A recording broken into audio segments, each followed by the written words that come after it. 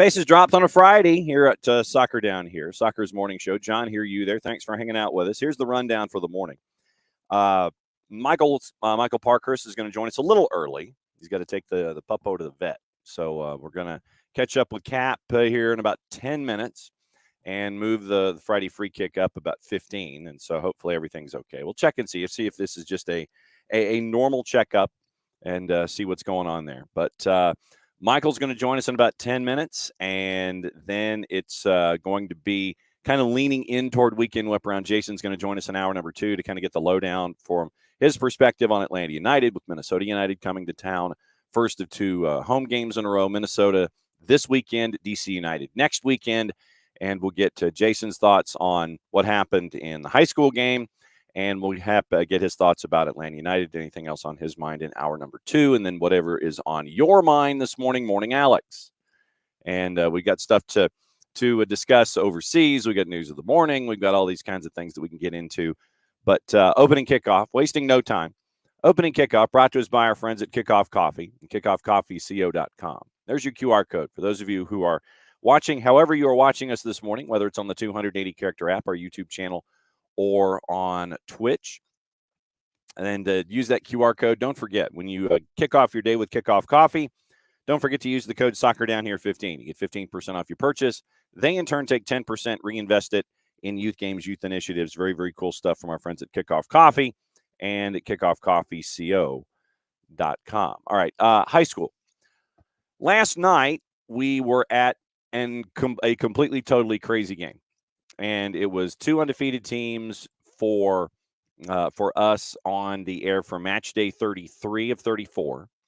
Maddie and I are going to be at River Ridge and North Atlanta tonight. Kickoff after 7 o'clock, pregame a little beforehand, and we'll guide you through what's going on the boys' side, recap you on what happened on the girls' side last night. But absolutely crazy match last night between West Forsyth, our friends the Wolverines, and North Gwinnett. 2 teams totaling a record of 36-0-6 heading into that match. And it was all West Forsyth early. Then coming storming back, it was North Gwinnett. And then it was 3-0, then it was 3-2. And then West Forsyth gets a goal late to make it 4-2, and that was your final. Number 2 team in the state and number 2 team in the country in West Forsyth. They were tested last night, and it was very, very cool. Don't forget, Soccer's in Session Live is at noon, and we're going to go over the boys' brackets. And Derek Burgess, the head coach from Decatur, is going to join us right off the top at 12 as they get ready for their matchup against Cass. If you had Decatur and Cass on the right-hand side of your bracket, you're a better man than I, and we've got to catch up with one another in March.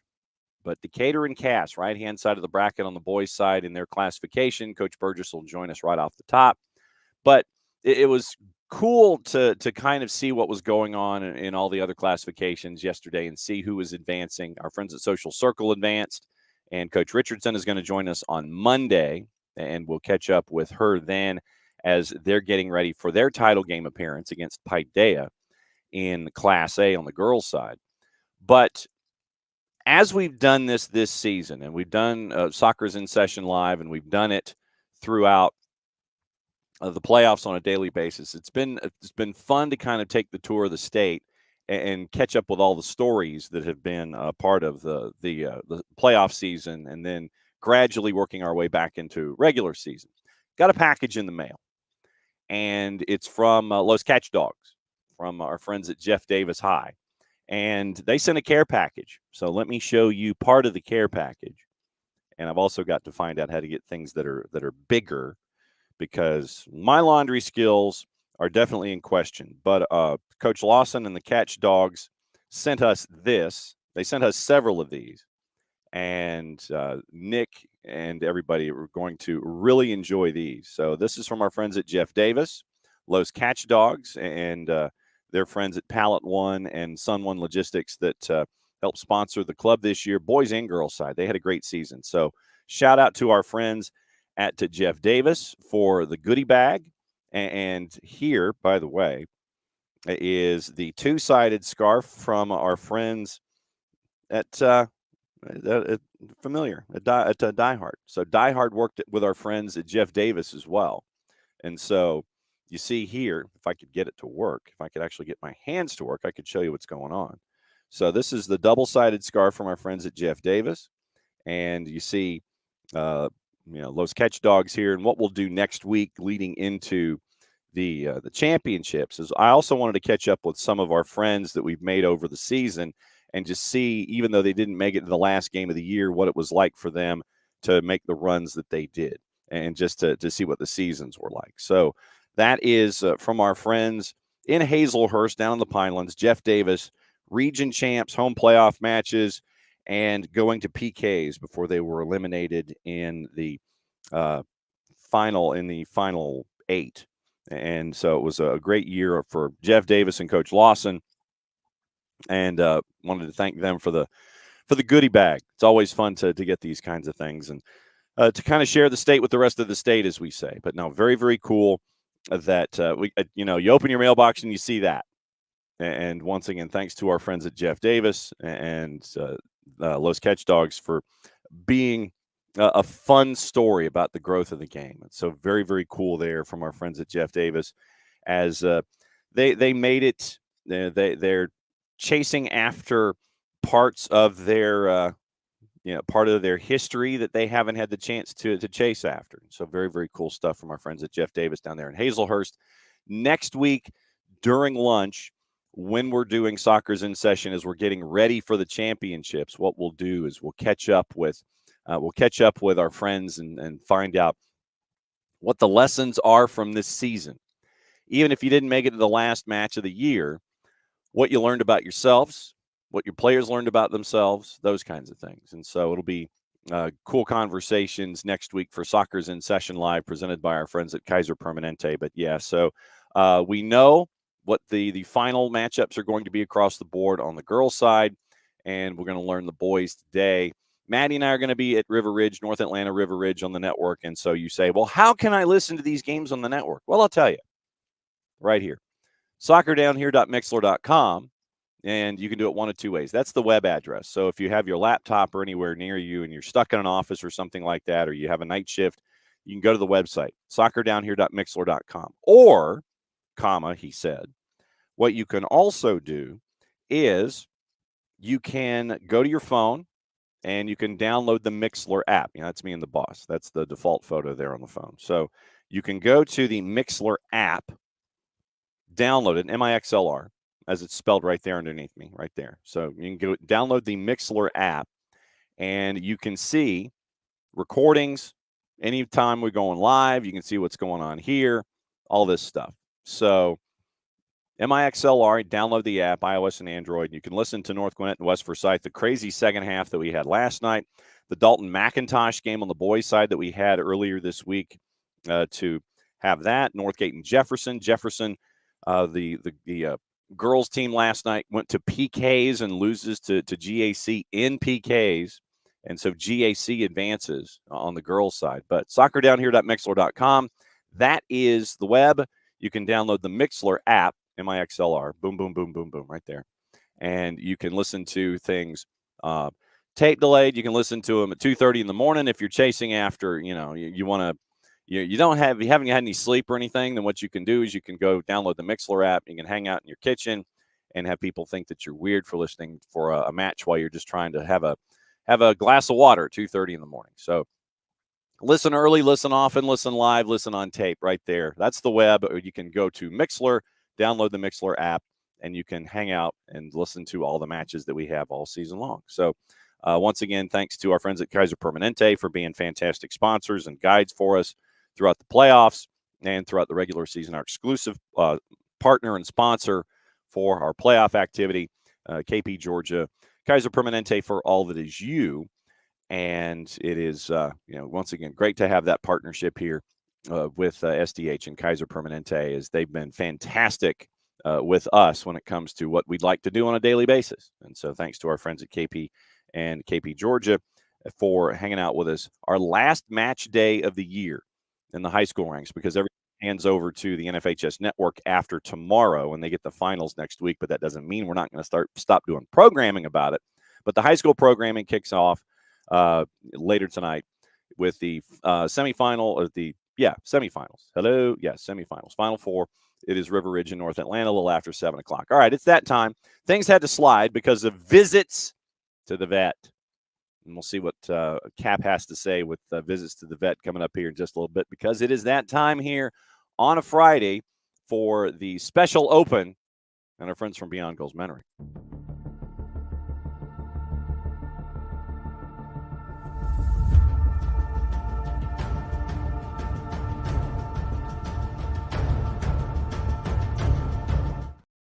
So, Cap, I'm hoping that it's just, is this a normal visit to the vet that you're having to take this morning? It's become a little bit more normal for us because of some ear infections, but poor pup. Yeah, I was gonna say, those things, you're sitting there and you're just scratching and scratching and scratching. You're rubbing your ear on the floor, and then everyone's looking at you like, "Come on," And then you've got the dog doing it too. So exactly, that's exactly. See, you sit there, you're reading my notes. It's like you're looking at the cue cards, man. That's well done. Let's get our mogul update. How are things with Rhode Island FC? They're going. Hey, we ran into a good team on last weekend. We played Phoenix at home, defending champions, and we didn't play poorly, but they outclassed us at certain points. They're a very good team, much more experienced than we are as a group. And so, we learned a couple lessons here and there. That said, we missed a penalty kick. We had some opportunities. So, it was there. It was still promising. But, we're not at that level yet. And that's fine to say that.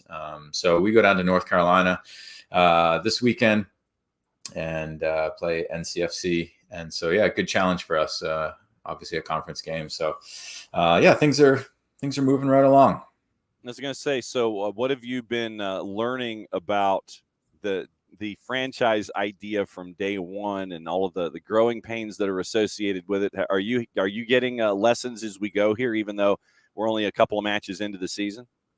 Yeah, on and off the field, and you have to learn, right? I'm sure even the folks at Atlanta United, even though everything was going great year one, right? You're just living and learning.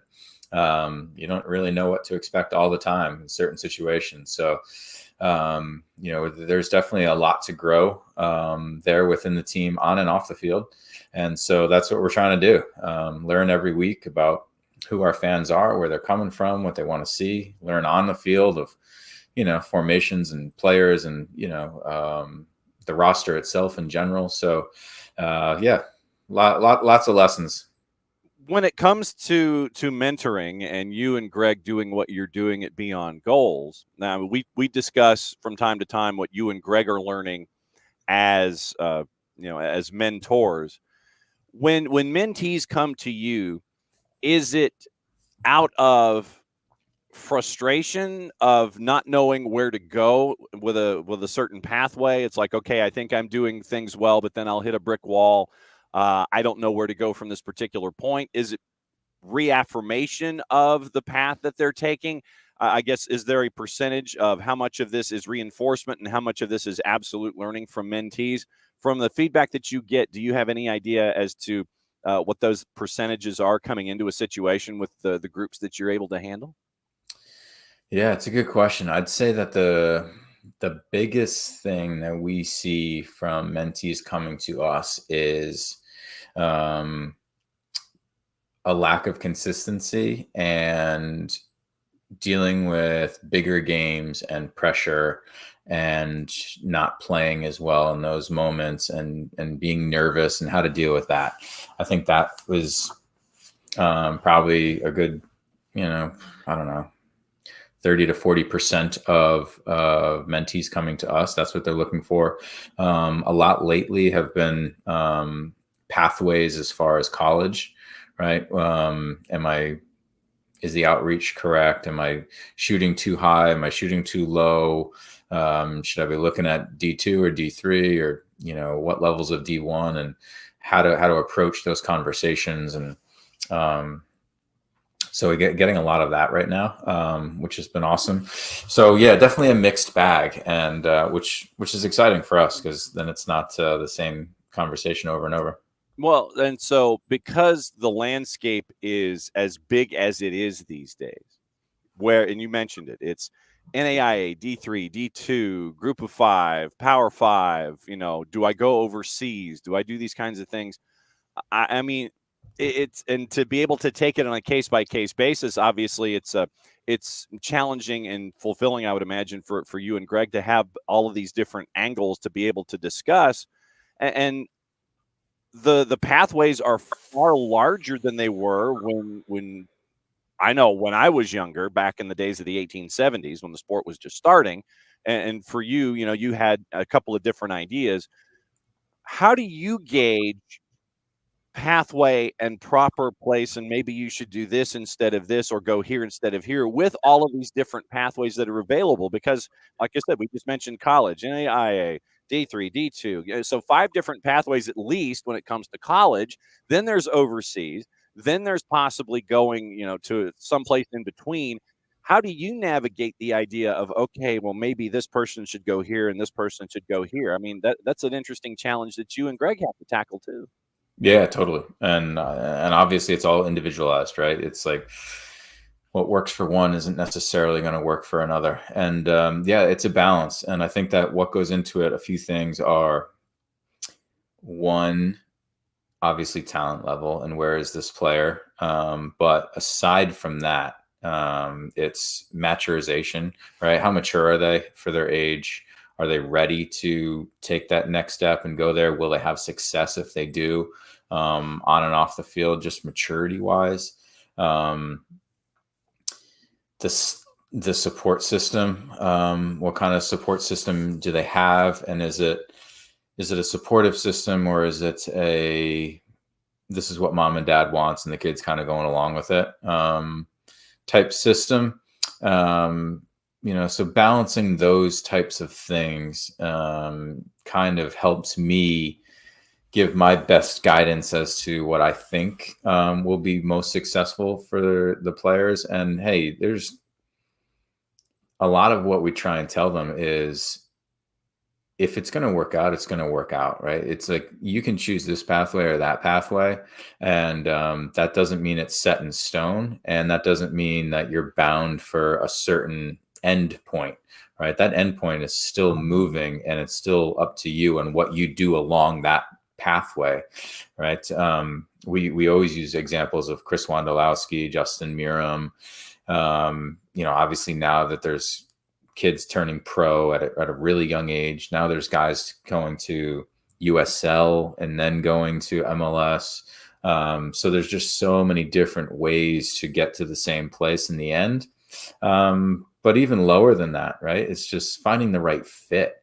I've talked to a few players who are currently in college and aren't at good places for them individually, because they're not enjoying it. They don't like the system that the coach is asking them to play, and it doesn't fit how they want to play. And they're not really enjoying it. So they want to move. And so there's just a lot that goes into these decisions. It's not what's the highest level possible that I could play at, right? It's what's the good fit for you as an individual. How do those conversations go involving fit, where you might have an individual who isn't the happiest soul, and they're like, I really do think I need to have a change? How diplomatic do those players have to be, or those student athletes have to be? It's like, because it's like a breakup almost at times. It's like, it's just, Mhm. it's an uncomfortable thing that you've got to experience and go through. How do you, as a mentor, tell your mentees about breakups? Because that's an uncomfortable topic, I would think. It is, and it depends on how long they've been there, right? Because obviously, if it's not going well after 2 weeks or even 2 months, we say, hey, give it time, work your way in there, fight for your spot, that type of thing.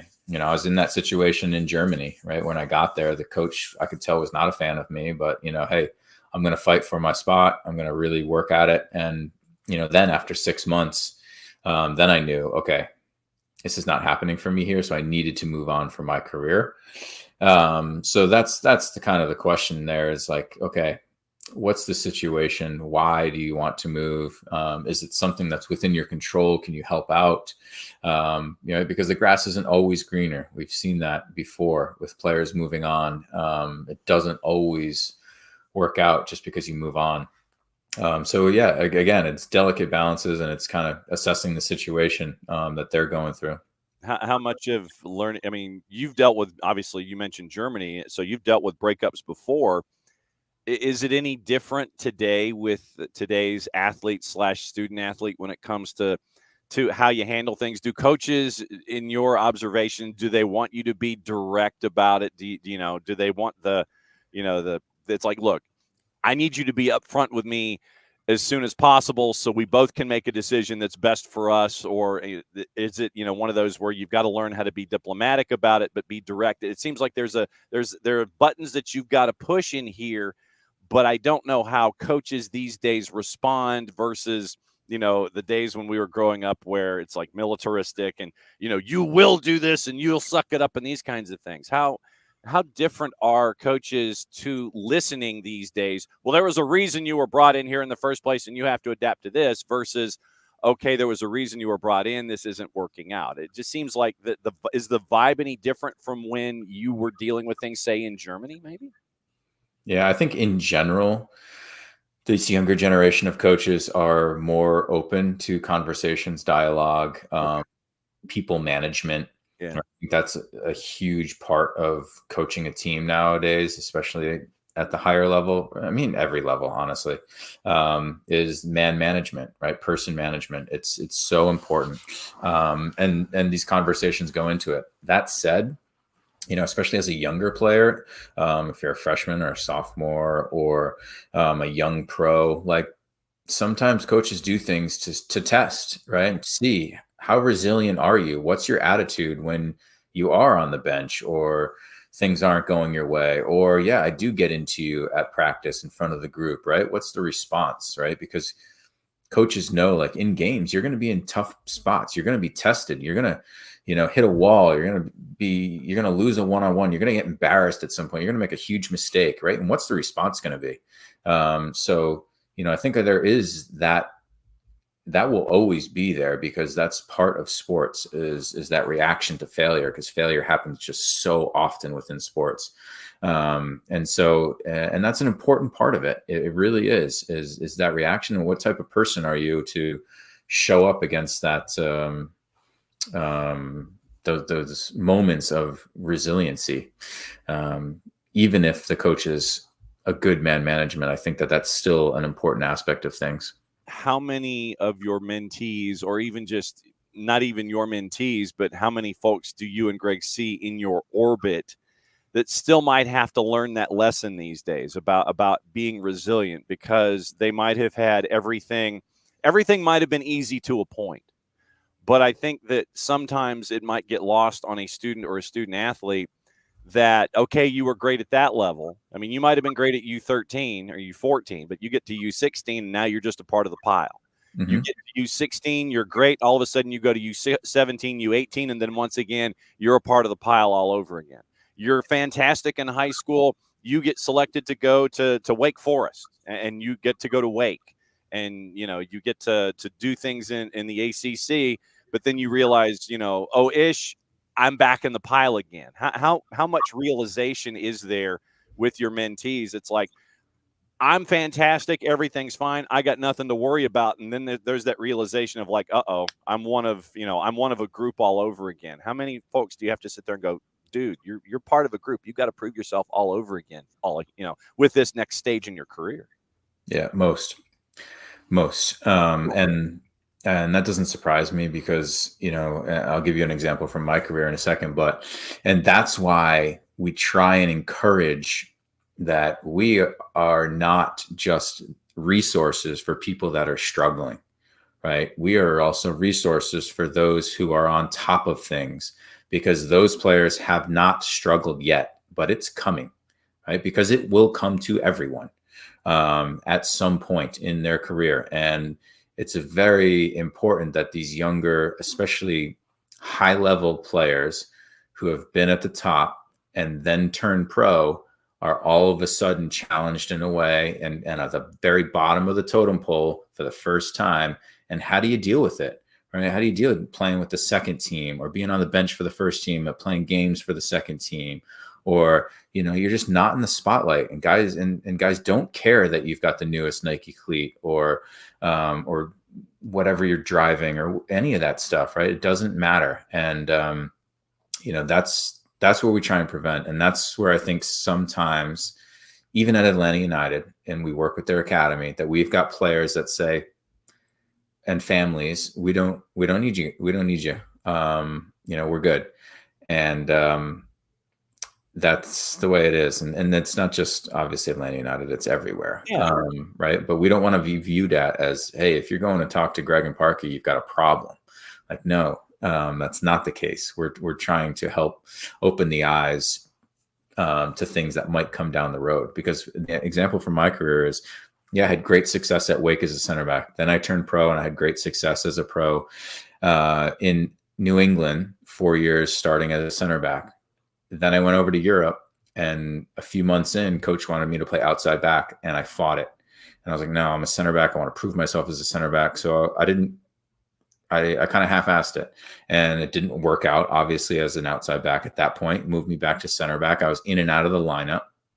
I still had some success in things and played, but I wasn't at the very top. And then we had a coaching change. The coach said, hey, I think you should play outside back for us. And I was like, all right, you know what, I'll do it. And I loved it. And, we win the league. I play 6 games in Champions League at outside back. It brings me back to the national team. Like, some of my most successful years were at outside back. And I look back and think, man, I wasted 6 months. And, that was a maturity thing. And I was not young, right? I was not young at this point. I was 25, so it's like, how can you expect every 15-year-old to be able to deal with adversity? And I find it, I mean, obviously, looking in the rearview mirror, we gain knowledge, but I find it interesting that you it's like you owned it, you own up to it. Yep, I half-assed it. And how many athletes outside of mentoring, but how many athletes have that realization and sit there and they might, come up to you either in conversation or what have you? Yeah, I half-assed it. I should have done better in a particular situation. How many of them have that realization and still will come back to you for guidance and or advice, after having a realization? It's like, yeah, I know I messed this up, and so now I've got to rebuild things. Do you get anybody that comes back after understanding that they made a mistake?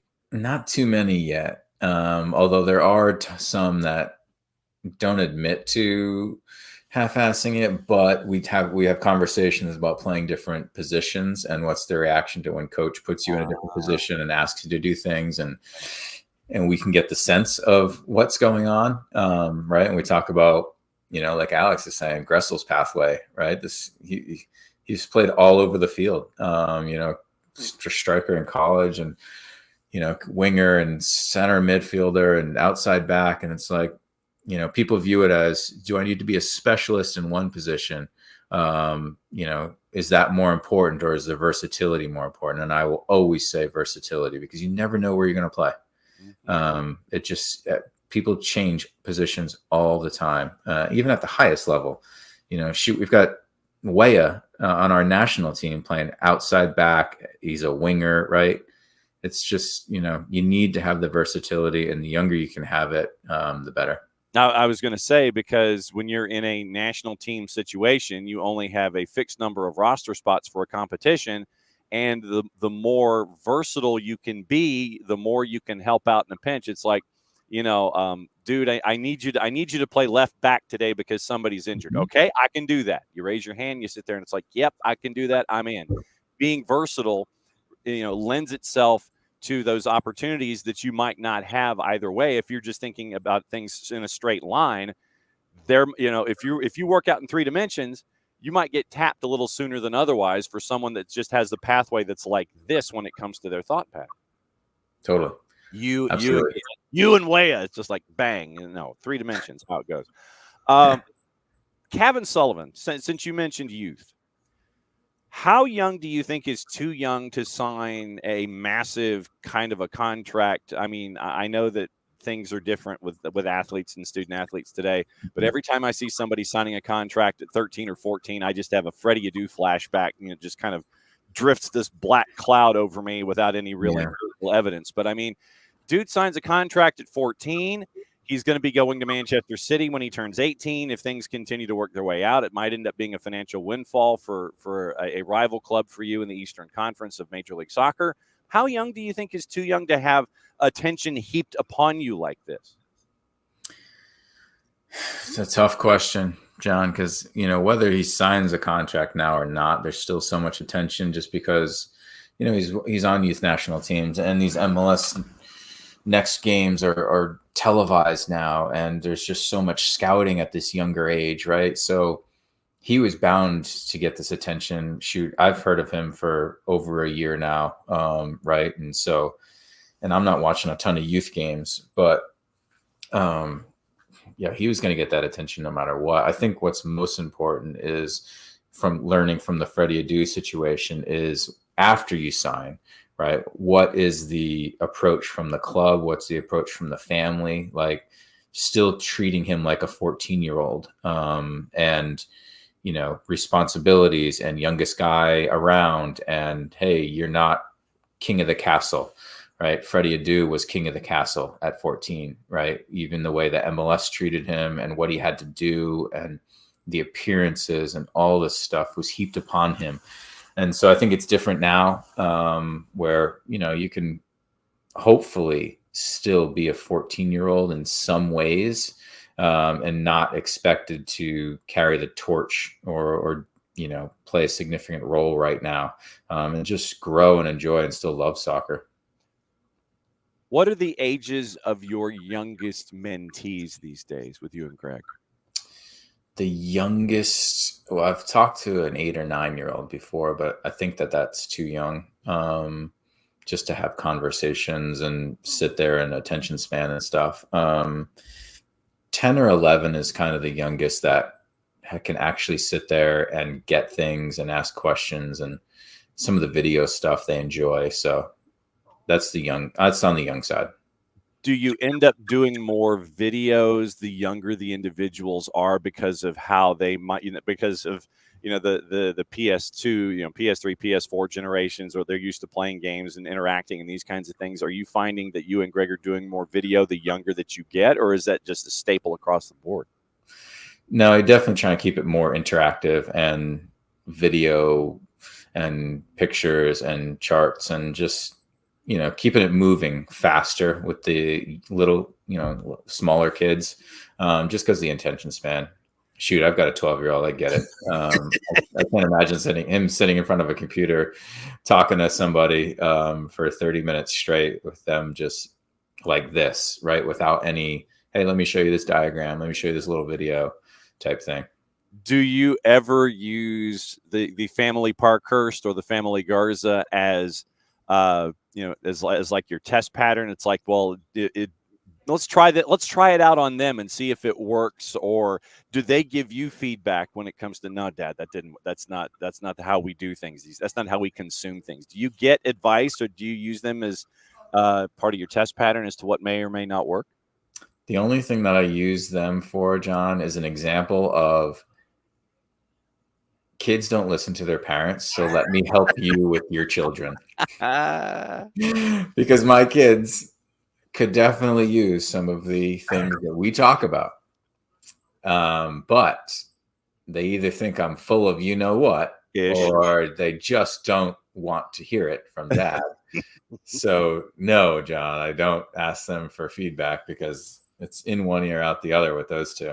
So then if Greg gave them advice, yeah, it would be welcomed in incoming, as opposed to you get, well, I could see Greg, well, your dad, and then they just kind of, it's like, I don't want to hear it. But if Greg just comes storming in, it's just like, no, this is how things be. Well, I listened to Greg and he said this, and and all this, and it works. And you said, that was the plan all along. You use that kind of outside influence with a wink and a nod. It's like, Greg, I need you to do this. Exactly. Find a way that they can actually clean up their rooms and be nice to people. So if you say this way, I see this. So you get to influence the Garza family, and Greg gets to influence the Parkhurst family. I see how this is working. This is a fantastic idea for parents. Find a close friend who's in the same situation as you, have them say what you really want said, and then that way the message gets put in. Yeah, that's what I wanted to do anyway. Yeah, that's what I want you to do anyway. That's how this goes. Trade your kids. Yes, exactly. Yes, Abby, trade your kids. Let me get some TAM money here. It's like you get some student allocation money, so it's Sam. I'm just saying. I like that. All right, so a Friday free kick with Michael Parkhurst before he goes to the vet, so he stops scratching his ear, and we find out what's actually going on inside. Most importantly, the question this morning: what's in the mug, and what is the mug, sir? Oh, the mug is a Father's Day or birthday. It's obviously quite old because it's got picture of me and my wife. That's really old, and then the dog, and then my kids. Okay, so are you properly hydrating, or is there like daddy water in there? Daddy water. It's a little early for daddy water. Tea, always tea in the morning for me. Okay. Yep, that way you get to open up the vocal cords and everything and see what's going on. When it comes to the next couple of minutes, obviously, let's talk about the jersey that you're wearing there, which I love this line, by the way. I love the Resurgence line. It's very, very sweet. When it comes to finishing chances and being clinical, when you've been in these situations in the past where the club that you're with, you're dealing with a bunch of different external things. You're dealing with injuries and rotation because of injuries and trying to get the relationships to work. How difficult is it to navigate these kinds of situations where key pieces are out? And if it's not a key piece, it's a piece that's needed for the jigsaw puzzle to fit. How difficult is chemistry when you're having to juggle injuries and all of these external factors when you know what your starting 11, you'd love for it to be, but it's not? How difficult is it to juggle chemistry in situations like this? Yeah, it can be challenging, but guys are so used to that, right? It's just part of the game, right? We've all played at different places, and lineups are always changing, whether it's coach's decision or injuries or absences, whatever it might be. So in that regard, there's no excuses for that. But finishing in general, even if you've got your top lineup, is something that comes and goes. Obviously when you have, somebody like Gigi or somebody that's very, very good, they get paid a lot because they're more consistently putting the ball in the net. But even for them, right, even Joseph back in the day, you'd have small moments, right, game to games where it just doesn't happen.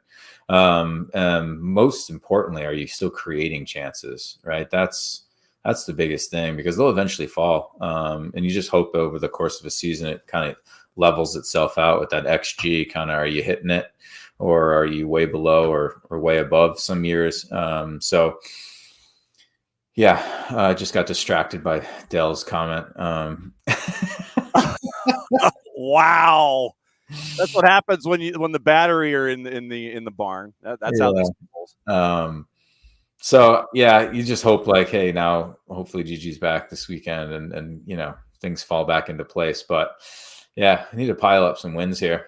And at the same time, with the injuries at the back, it's a chance for the younger players that have come through the academy to find their spot and reinforce that they're here to stay. Noah Cobb and then Ephraim Morales last week in Chicago as well. The system as it is, it's continuing to roll through. It's center back you. Yeah, I love it. And, I speak with Noah quite regularly, and he's been doing great. So I'm super happy for him. I've always liked Ephraim. I actually was going to try and get him up to Rhode Island if things didn't work out at Atlanta United, because I thought highly of him. So I was thrilled for him to step in there and have a good game. So yeah, that's great. The experience for those guys at this young age is going to be really, really pay dividends over time. So it's really nice, especially when you're not scoring goals, right? There becomes a little bit more pressure on the back line to, hey, if we're struggling to score goals, then we need to be really tight, really clean, right? No mistakes. We got to really shore up things, and that could put a lot of pressure on a back line, especially younger players. So, great that they're stepping up. All right. What's the latest at BG Mentoring on the Twitters? Well, we are going to really strap into getting a video content library up and running. So we've got some help now from some marketing people who are parents of mentee who are graciously helping us out.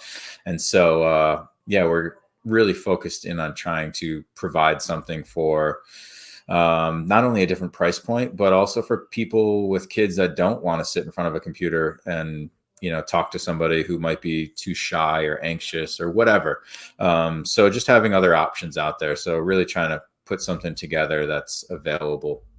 So that's a big one. And then obviously talking to a lot of kids right now playing in big games. You're talking about high school finals, Final Fours and stuff. So we've got a few of those kids that are playing in these games, and got showcases coming up here at the end of the year, into the school year, that is. And so, yeah, some big tournaments and games and showcases coming up. So trying to help kids get prepared for those.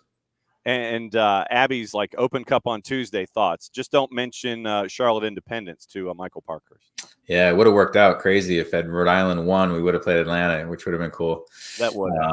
Yeah. So, yeah, hopefully Atlanta can get the job done there and continue to move on. Because yeah, it's a fun tournament. I'm sure that there'll be heavy rotation for this game. Try and get the job done. I'm assuming they're playing over at college there. Yeah, they're playing over at Kennesaw. The fourth has held up the board. We're +2 on the added time. Get out of here, go to the vet, and hopefully they can cure what's wrong with your ear. Thanks, John. Have a great weekend. All right, be good. Michael Parkhurst hanging out with us as he always does. Him and he and Greg Garza do great work, and it's really cool to be able to pick Cap's brain when it comes to how today's younger athlete is, the student athlete, the athlete, and how they're trying to help that next generation out. And so it's fun to always catch up with Cap and find out what's going on. Fun to catch up with Greg on the Friday Free Kick at BG Mentoring on the 280 character app, and follow them on the YouTubes and all of the other social medias that are out there. So there you go. So that's our Friday Free Kick. Michael has to go a little early because they got to get the puppo to the vet. But yeah, to be able to get a little bit of this with Efren Morales, that was interesting. Okay, so if things had not worked out, and I know that it's like looking in the rearview mirror a little bit, but if things hadn't worked out, that they were thinking of taking him and going up to Rhode Island FC. Interesting. Okay, I still have to get the easel to help out our friends at Alliance Nurse Corps. Alliance Nurse Corps, great sponsors for us here at SDH. And if you are trying to pursue a career in nursing, your next nursing job waiting for you right there, hit the QR code if you're interested in pursuing a career in nursing or pursuing other elements of a career in nursing. If you're already in there, once again, you hit the QR code, select soccer down here. When they ask, how did you hear about us? You sit there and you go, SDH. That's how. And so thanks to our friends at Alliance Nurse Corps. All right, housekeeping. We had mentioned what's going on with our friends at Kickoff Coffee and kickoffcoffeeco.com. There's your scarf when it comes to the Marshall Islands. We're helping out the Marshall Islands Soccer Federation build from scratch. You probably got the jersey, and you probably got that, as you should, because that's awesome. And then this is what we're doing to help them out. Like I said, we've shipped to California. We shipped to Hudson out in Colorado. We've shipped to Texas. We've shipped to Alabama. We've shipped here. If you want Abby to come visit you, or if you want Abby to deliver it to you in the supporters tailgate, you can DM me, DM the show. There's a form on the there's a form in the Discord, and you can get that all squared away. 32 helps out the Federation, and if you want Abby to be the deliverer for you, you can do it that way. And if you want it, if it's outside the Abstermobile's delivery radius, we can ship it to you for another 32. And so it's 32 and 5 if you want it shipped to you. So there you go with that. So once again, helping out the Marshall Islands Soccer Federation from scratch, right there. That's how you do it. DM me, DM the show. You can email me, email the show, reach out in the Discord. 32 will help it out. It goes directly to the Soccer Federation, 32 and 5 if you want it shipped, and it's outside the range of the Abstermobile. And if you go on the website, by the way, if you go on the Marshall Islands Soccer Federation website, Maddie is there, and she's modeling the scarf. How many folks can sit there and say that you're part of an international marketing campaign from absolute scratch? I think the answer is one, and it's Madison Cruz. By the way, next week, Maddie is officially, hang on just a second. Maddie is officially graduating from Kennesaw State. And so when you see her, next time you see her, reach out, say hi, first and foremost. And, we tried to give her as high a grade as humanly possible. I think we ended up giving her like a 37 on a scale of 1 to 5. So, so Maddie's graduating Kennesaw State next week. So she has come in and she has kicked some serious what. But it's been fun to have her as a part of everything. Yes, and here we go. No, we are not broadcasting live from graduation. Although Dell, I think, and do not be surprised if Kennesaw State ends up simulcasting it in some way, or they webcast it, it'll be out there somewhere. Maddie should do play-by-play, by the way. That would be pretty funny. And so there's that. A couple of news and notes here to wrap up hour number one. Yeah, Kelly O'Hara is retiring from international soccer. And so you look back at her international career, and it has been absolutely tremendous. But, yeah, Kelly O'Hara is retiring from international soccer, and it's, you sit there and you look at accolades, and really what you do with Kelly O'Hara is you tip your hat and you sit there and think of the example that she has been for others and others in the line of folks that gravitate toward the women's national team on the field, and what she has been able to do on the field and be there for others on the field and off. Kelly O'Hara hanging up her boots internationally. And the other one, Wiley brings this up, and I wanted to discuss this. So thank you, Wiley, for bringing this up. Let's just say it's been interesting involving Aaron Bupenza in Cincinnati. So our friends at The Athletic and Pat Brennan at the Cincinnati Enquirer let everybody know about Aaron Bupenza. Here's the short version for those of you that don't know the story. Aaron Bupenza, that the FC Cincinnati did not have practice Monday.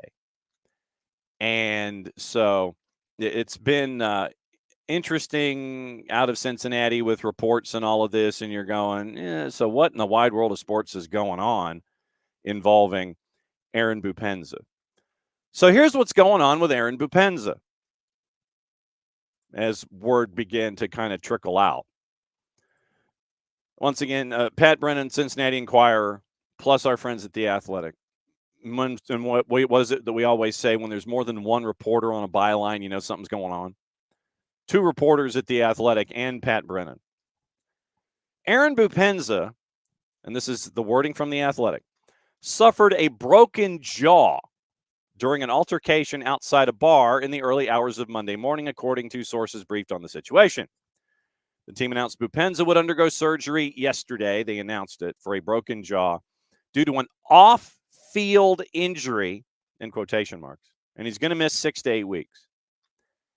Pat Brennan of the Enquirer reported the nature of the injury. They were off on Monday morning.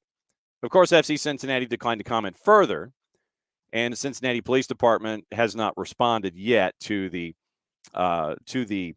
request to have a soundbite or anything that can be put on the record involving the situation.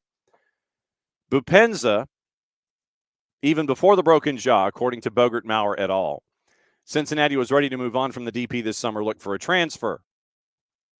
Paragraph 2 of the note from FC Cincinnati, the club hopes for his swift and full recovery. We look forward to having him back on the field as soon as he's available.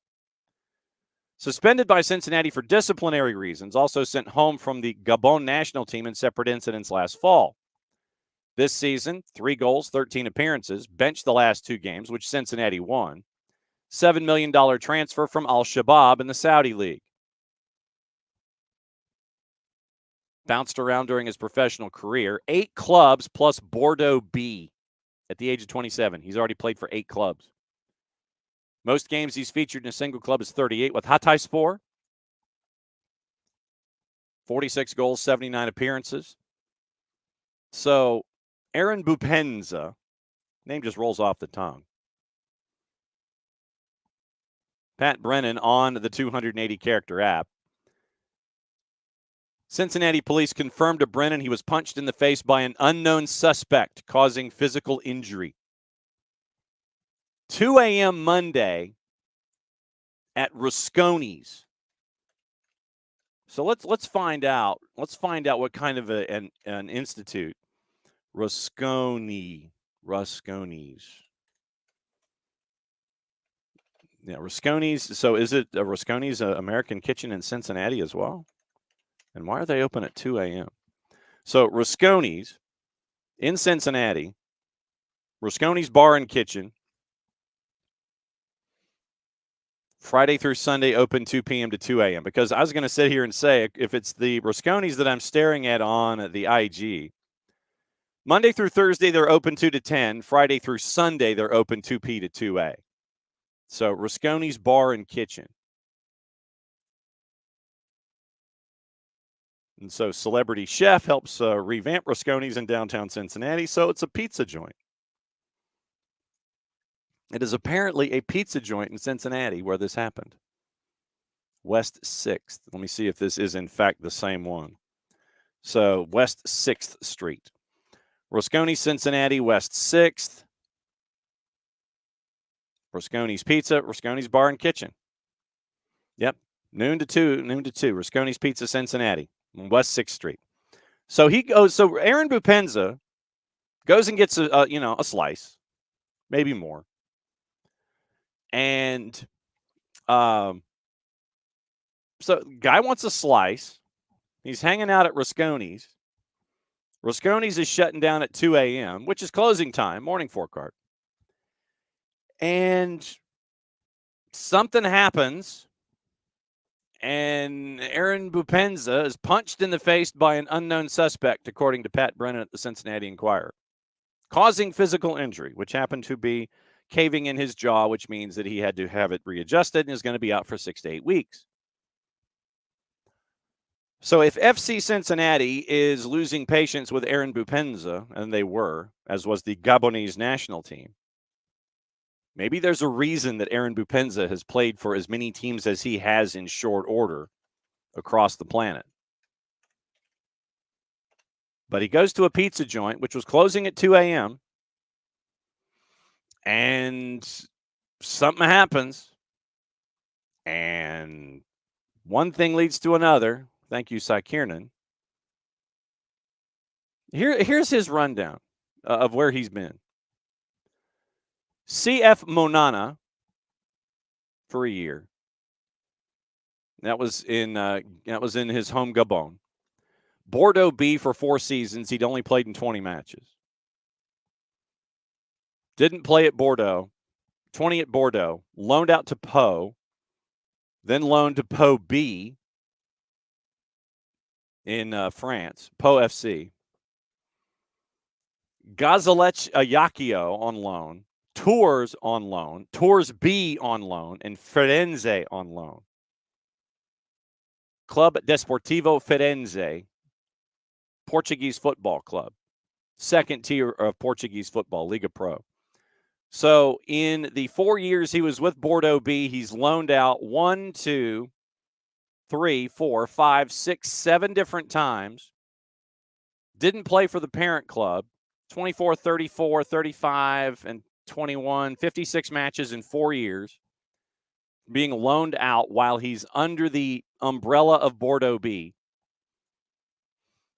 17, 20 goals in that time span. Most of that was on loan at Pau in 17, 18. Then he had a couple of goals at Tours. Then transfers to Hatayspor, where he was incredibly successful, 22 goals in 36 matches. Al Arabi Al Shabab, 34 matches, 19 goals in 2 seasons. Then he comes to FC Cincinnati. Monana, Bordeaux B, Bordeaux. Hatayspor, Al Arabi, Al Shabab, FC Cincinnati. So 7 clubs plus loans to 6 others. That is Aaron Bupenza's career in a nutshell. That is what has happened to Aaron Bupenza in the time that he has been a professional athlete. But apparently he wanted a slice and then got slugged at 2 a.m. And whatever object met his jaw. Glass Joe.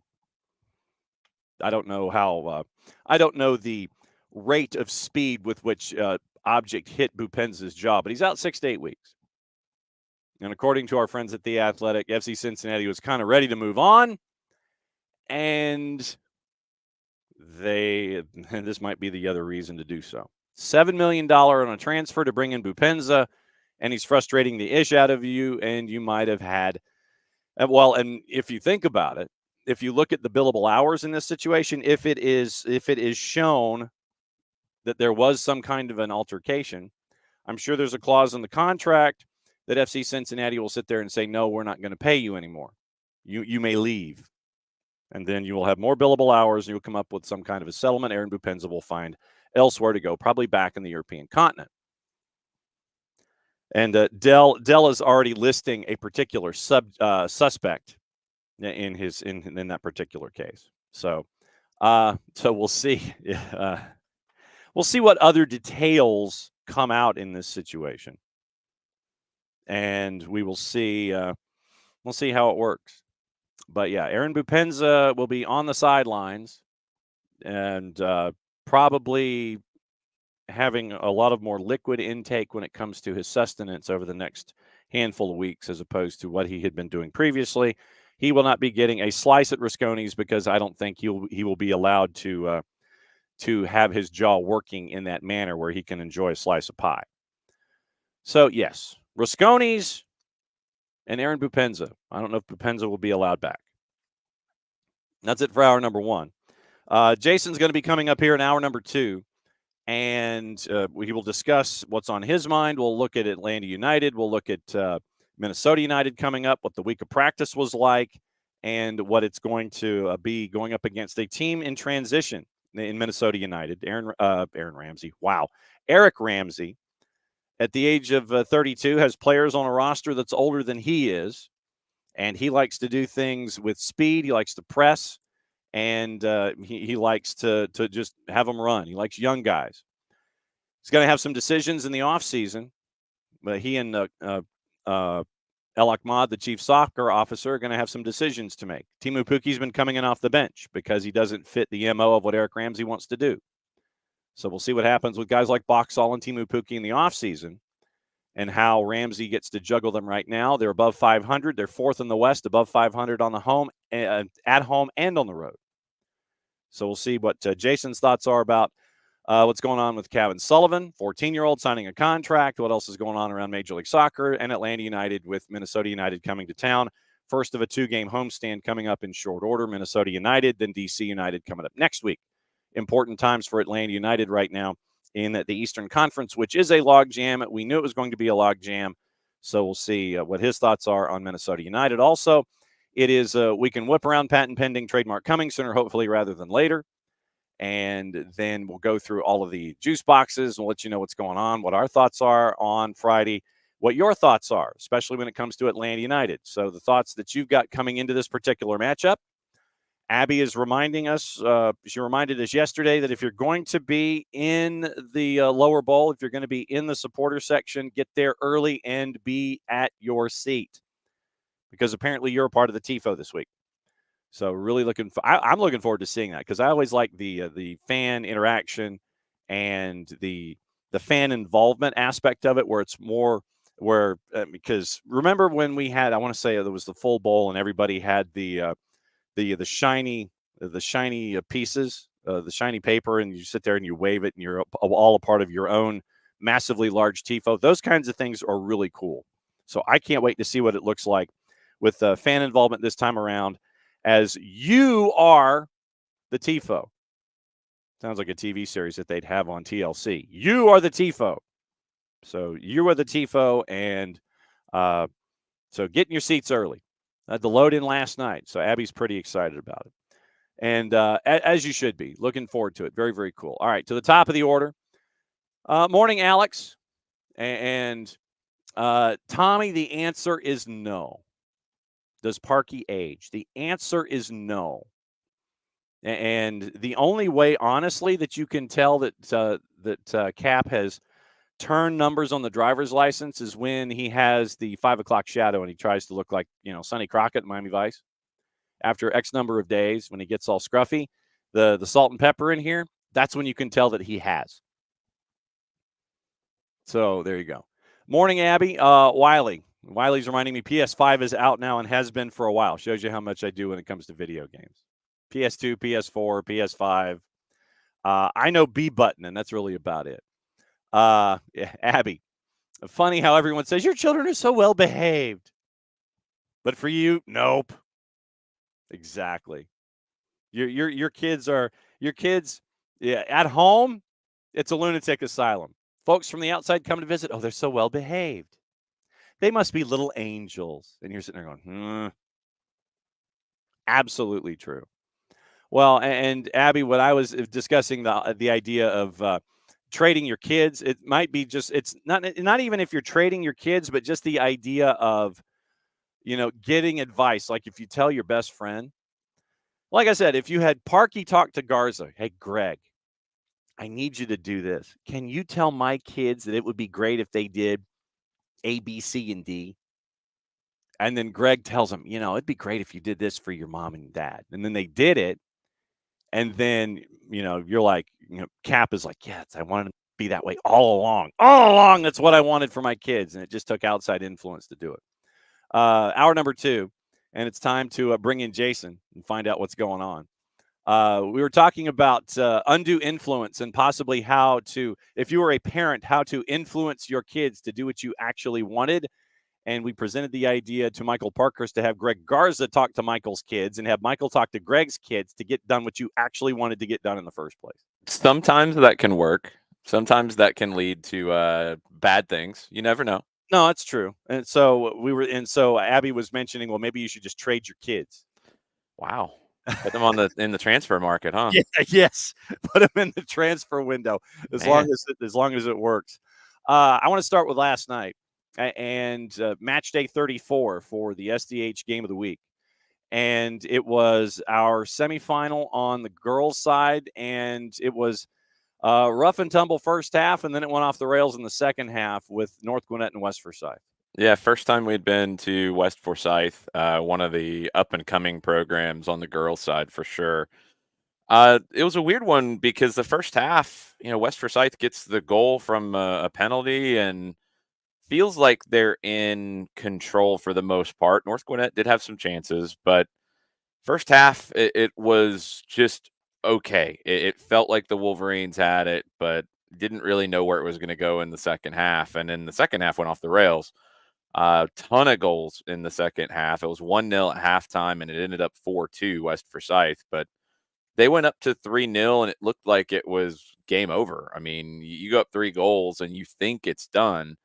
And full credit to North Gwinnett. They'd come back 3 times in the playoffs already from 1-0 deficits. They couldn't quite come back from a 3-0 deficit, but they got it to 3-2 with a great goal and then a penalty.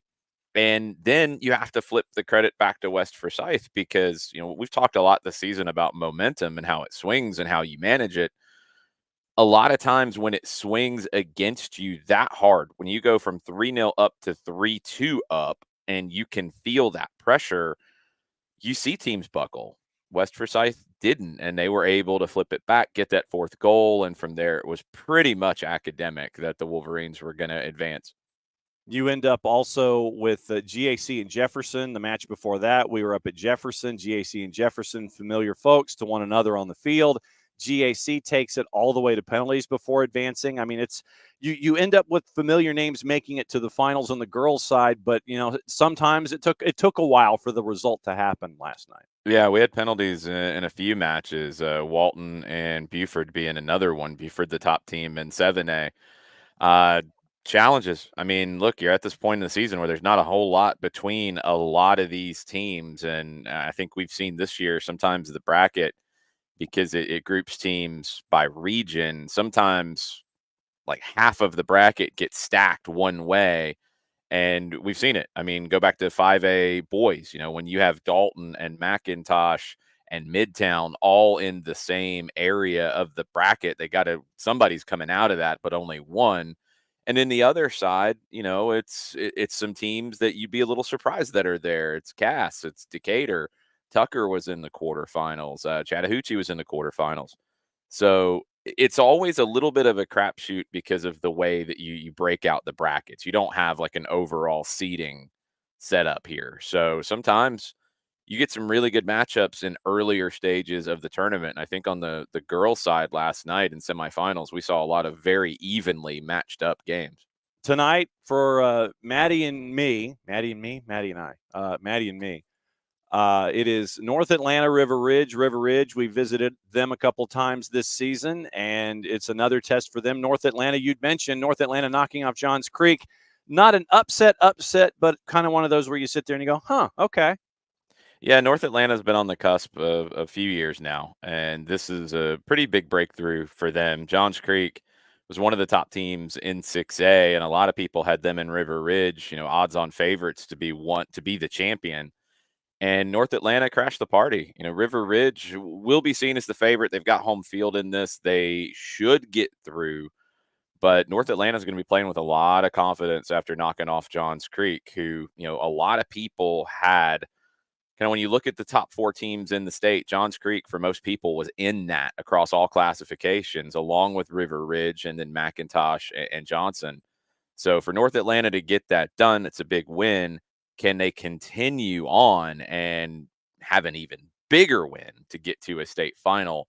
It'd be a big surprise if they can pull that off. River Ridge at home is a tough team to beat. Yep, and so that'll be on the network as well as the twos and NYCFC. What's it been like getting ready for NYCFC and Atlanta United 2 with Maddie and I at the high school match? You're doing the twos tonight up at the Fraction. Yeah, it'll be interesting because the NYC side, they've got a mix of how their roster's built. They've got players like Maximo Carrizo, one of the best young players in the country right now. We've seen him with NYC's U17s last year when we did a friendly or a MLS Next game over in Marietta, and he stood out in that game. He's on a first-team deal with NYC. He is playing some significant minutes with NYCFC too. He's been very productive this year. But then alongside teenagers, NYC has some guys who are out of college, has some guys in their mid-20s, a player that we've seen quite a few times over the years in different clubs. Jake Rosansky, he's with NYCFC too now. So you've got kind of a mixed sort of group with the Pigeons. On the Atlanta side, I mean, look, it's in a really weird spot in the schedule right now with Open Cup on Tuesday and this run of games that they're on and getting guys slowly back from injury and other guys are still out. So what the lineup looks like for Atlanta United 2 tonight, and then what the lineup looks like for the first team in Open Cup next Tuesday, and then the twos play on Wednesday. It's going to be fascinating to see how Gonzalo Pineda and Steve Cook kind of sort that out in these groupings, because tonight might be an opportunity for some guys who are going to feature in the Open Cup to get a good game under their belts and kind of get sharpened up for that. All right, so it's time to bring in Jared as well. And It's always dangerous. Yes, it is always dangerous. And so, Jarrett, your first question for Jason, I will go ahead and open it up to the floor. What's on your mind this morning for Jason as we get ready for Atlanta United, Minnesota United? Yeah, and I guess going back to what some of the stuff you talked about with AST this week, Jason, and the way this team has played and the way that they're kind of recovering after the road match in Chicago, which wasn't a bad match, just didn't get the result you wanted.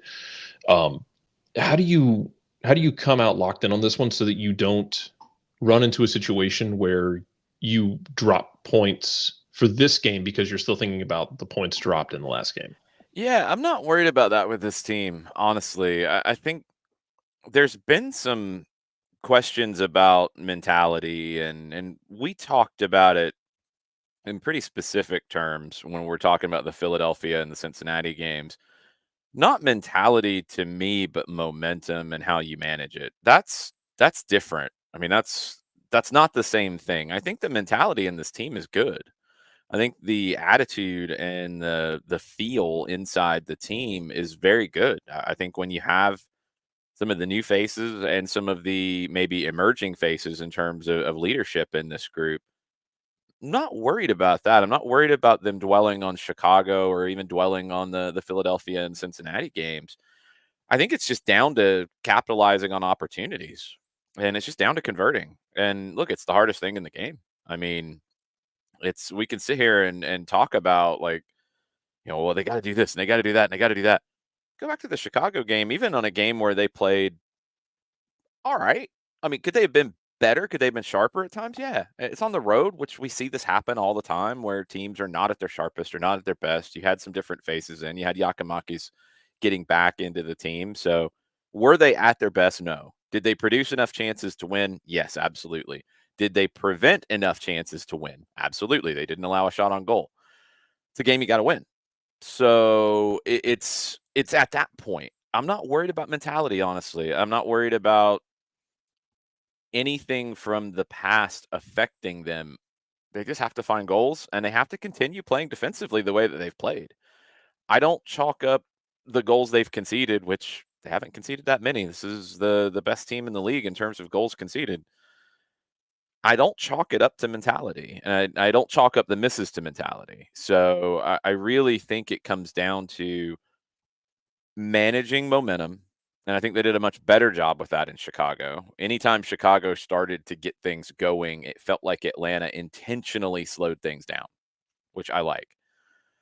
You can control pace at times, which I think is good, and maybe you can get a little bit better with changing pace. In Chicago, they did a good job of slowing it down. When they're able to build up and break through the first couple of lines of the opponent, that's where you need to find your opportunities to change the pace and quicken the pace. Be patient in the buildup, get the buildup down the right way. I feel like we've talked about this a million times over the years. If you build up cleanly out of the back, you're going to create better chances going forward because you're going to cleanly eliminate defenders. Packing is one of the terms, one of the new things that's going around as we kind of analyze the game and analyze how effective you are. If you eliminate defenders in your buildup, so ball's on the foot of Luis Abram, and he's able, which he's been doing more and more here lately, to pass between two Chicago players to Thiago Almada at midfield. You've eliminated two defenders with one pass. When they do that and build up effectively, then you're going to either be 5-on-5 or you're going to be 5-on-4 or some variation of such. Maybe 4v5, but you like the quality of your 4. You want to create those opportunities. That's where you can speed up. But controlling pace, I think, is a key element in this game. But more than anything, it's just going to come down to when Minnesota gets their opportunities, which they will. They're a good team. They're going to create things, and they're going to have some momentum at times where they create a few chances in a short period of time. Ride that out, get the job done, reverse the momentum. And then when you have it, and you will in this game, you will at home especially, convert. Put goals in the back of the net. Sounds easy, but it's not. But that's really what this comes down to for me. When it comes to injuries and rehabbing and general health, when you've been up there at the Children's Healthcare of Atlanta training ground this week, what have you seen? Derek Williams, Jamal TRA have not been out with the group. I believe Williams has been on his own at times doing some different things. Gregerson has been with the group. I'm not sure if he's been modified in his training in any capacity. I think maybe a little bit, maybe earlier in the week. Sean De Silva is getting close. Don't remember him specifically being with the full group, but he's been out there, so he's getting close. I don't know about for Saturday, and I think we'll get that update later today after today's session. Gregerson was available last week. He'll be available again. I haven't seen anything about a setback. Is he ready to start or play a significant role off the bench, or is he a reserve who can come into the game late if needed? One thing that jumped out to me, and Noah Cobb, all good on Noah Cobb. Had a chance to talk to Gonzalo Pineda yesterday, and he said it before. He said it before last week, and then again this week. So Noah had the migraine. We know that. He trained the next week before Chicago. All good. Didn't feel right over the weekend. Gonzalo made the call to sit him, not last minute, but pretty much as the team was getting ready to head to the stadium. Efrain Morales got the start and played very well. Noah's trained all week this week and been fine. So there's not a concern. And what Gonzalo said to the media is that the migraine and him not feeling well last week are two completely unrelated things. So don't link them. Don't try to link them. Don't try to create a narrative. Don't say that because it's not true.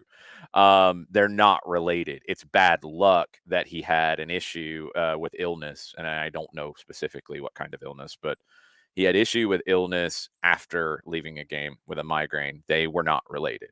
Were they maybe a little more careful with illness after having a migraine the week before? Sure. Was the illness related to the migraine? Was the migraine related to the illness? No. So Noah's available. I would expect that either he starts or Gregerson starts. My guess would be Noah, just because we haven't seen Stian since he came back. Jarrett, what else is on your mind this morning with Jason? Let's lighten the mood a bit because I have a question for Jason. Aside from no. MLS Cup, Yes. Is the second greatest moment in this franchise when they played Champagne Supernova after the U.S. Open Cup? It might be. Because I think I screamed in the hallway of the press box when it happened. I think we did. Well, I was in, luckily we were in a break. That was the infamous game that we were not allowed to call on radio due to rights issues. However, Minnesota, because they were an ESPN network radio station and ESPN had the rights to the Open Cup at that time, they were able to call it in the booth next to us. We did a pregame and a postgame show for a game that we did not call, which is crazy in and of itself. But I know we were in a break either before our post game was starting or after the first segment, and they played Champagne Supernova, and I lost my mind. I absolutely lost my mind. I think I scared Mike. I'm almost positive I scared our engineer Miller. Yeah, it was something. Whoever made that call, and I have never found out who had that one dialed up and ready to go. Whoever it was, I hope they had all the drinks bought for them that evening. Let's see if maybe we can find that cut once again. That might be if we ever get like the true behind the scenes history of Atlanta United. If we get to do that show, or if I work on it with Joe Freihofer or whatever, that might be one of those mysteries we try to solve. When it comes to Minnesota, they have a new coach who is finally there. He is there. The sporting director is there. They all finally showed up. They weren't imaginary people. This is true. So it was not Jonathan Tuttle, who is. They go to another school. Yes, exactly. They're from Niagara Falls. Yeah. You have a situation where Ramsey wants to do things with youth. He wants to have younger players. He wants to press. Nick would be happy with the philosophy for Eric Ramsey. But there are players that are older than Eric that are on this roster, one of them being Timu Pukki.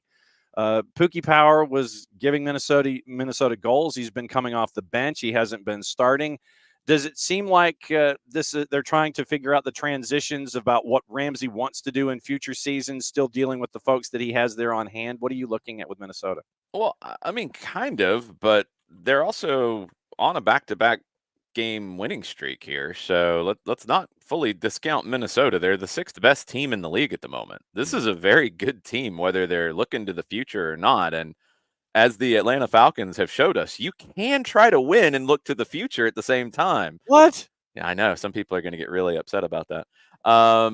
Look, I mean, Minnesota's doing well, and it started before Ramsey. Yes, that's how the season started. But you look back at where they are. They went through that spell where they lost in Philadelphia. That's not a huge shock. They drew at home to Real Salt Lake. That's also not a huge shock. And they lost at home to Houston. Maybe a little bit more of a shock, but not gigantic, honestly, because Houston's pretty good as well. So that's 3 games without a win. And then they went to Charlotte and just beat the brakes off of Charlotte. 3-0, and it could have been 10. Yes. And then they beat Kansas City at home. So they've won 2 in a row. You go back to that Kansas City game and you look at the lineup, and there is Mr. Pookie starting in that one, in their 5-3-2. Now, the question for me when you look at Minnesota as they try to figure out who they are and what they want to be, they're in a 5-3-2, and in that 5-3-2, you have 2 players centrally who typically you think of as wider players in Robin Lod and Fragapane.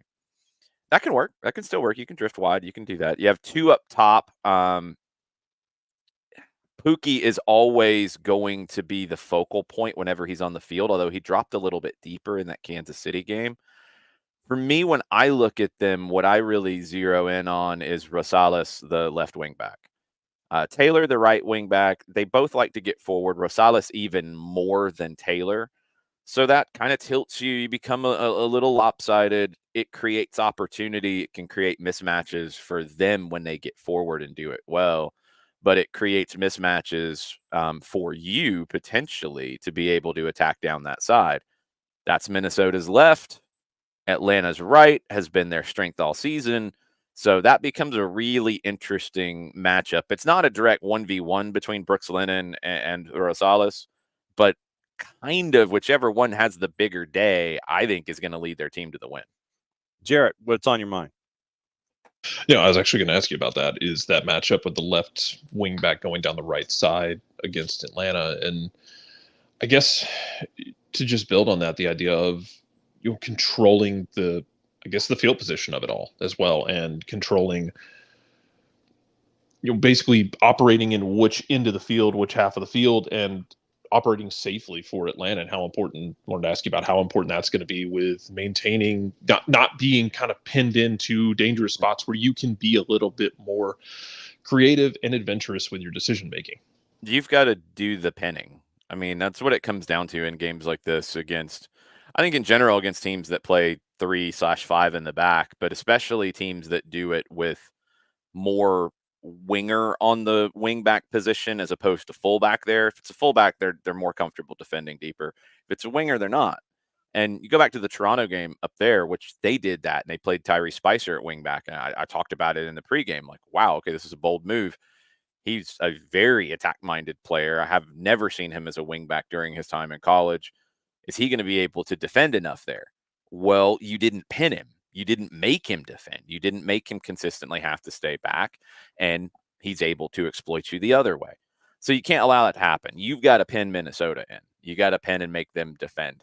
You have to fix their back line as a unit of 5, as opposed to a unit of 3 with those wingbacks coming up. You've got to fix them. And how do you do that? I think, one, possession is going to be an important tool that you use here, because if you have the ball, you're not going to allow their wingbacks to get forward. First off, you're gonna make them have to stay at least halfway, waiting to pounce back a little bit, on their heels a little bit. The other way is you've got to get your spacing right in your movement with Almada, with your wingers, Lobjanidze, if it's Wolf, if it's Mosquera, whoever it is, you've got to get your attacking group to fix their 5. You're not always going to have 5v5.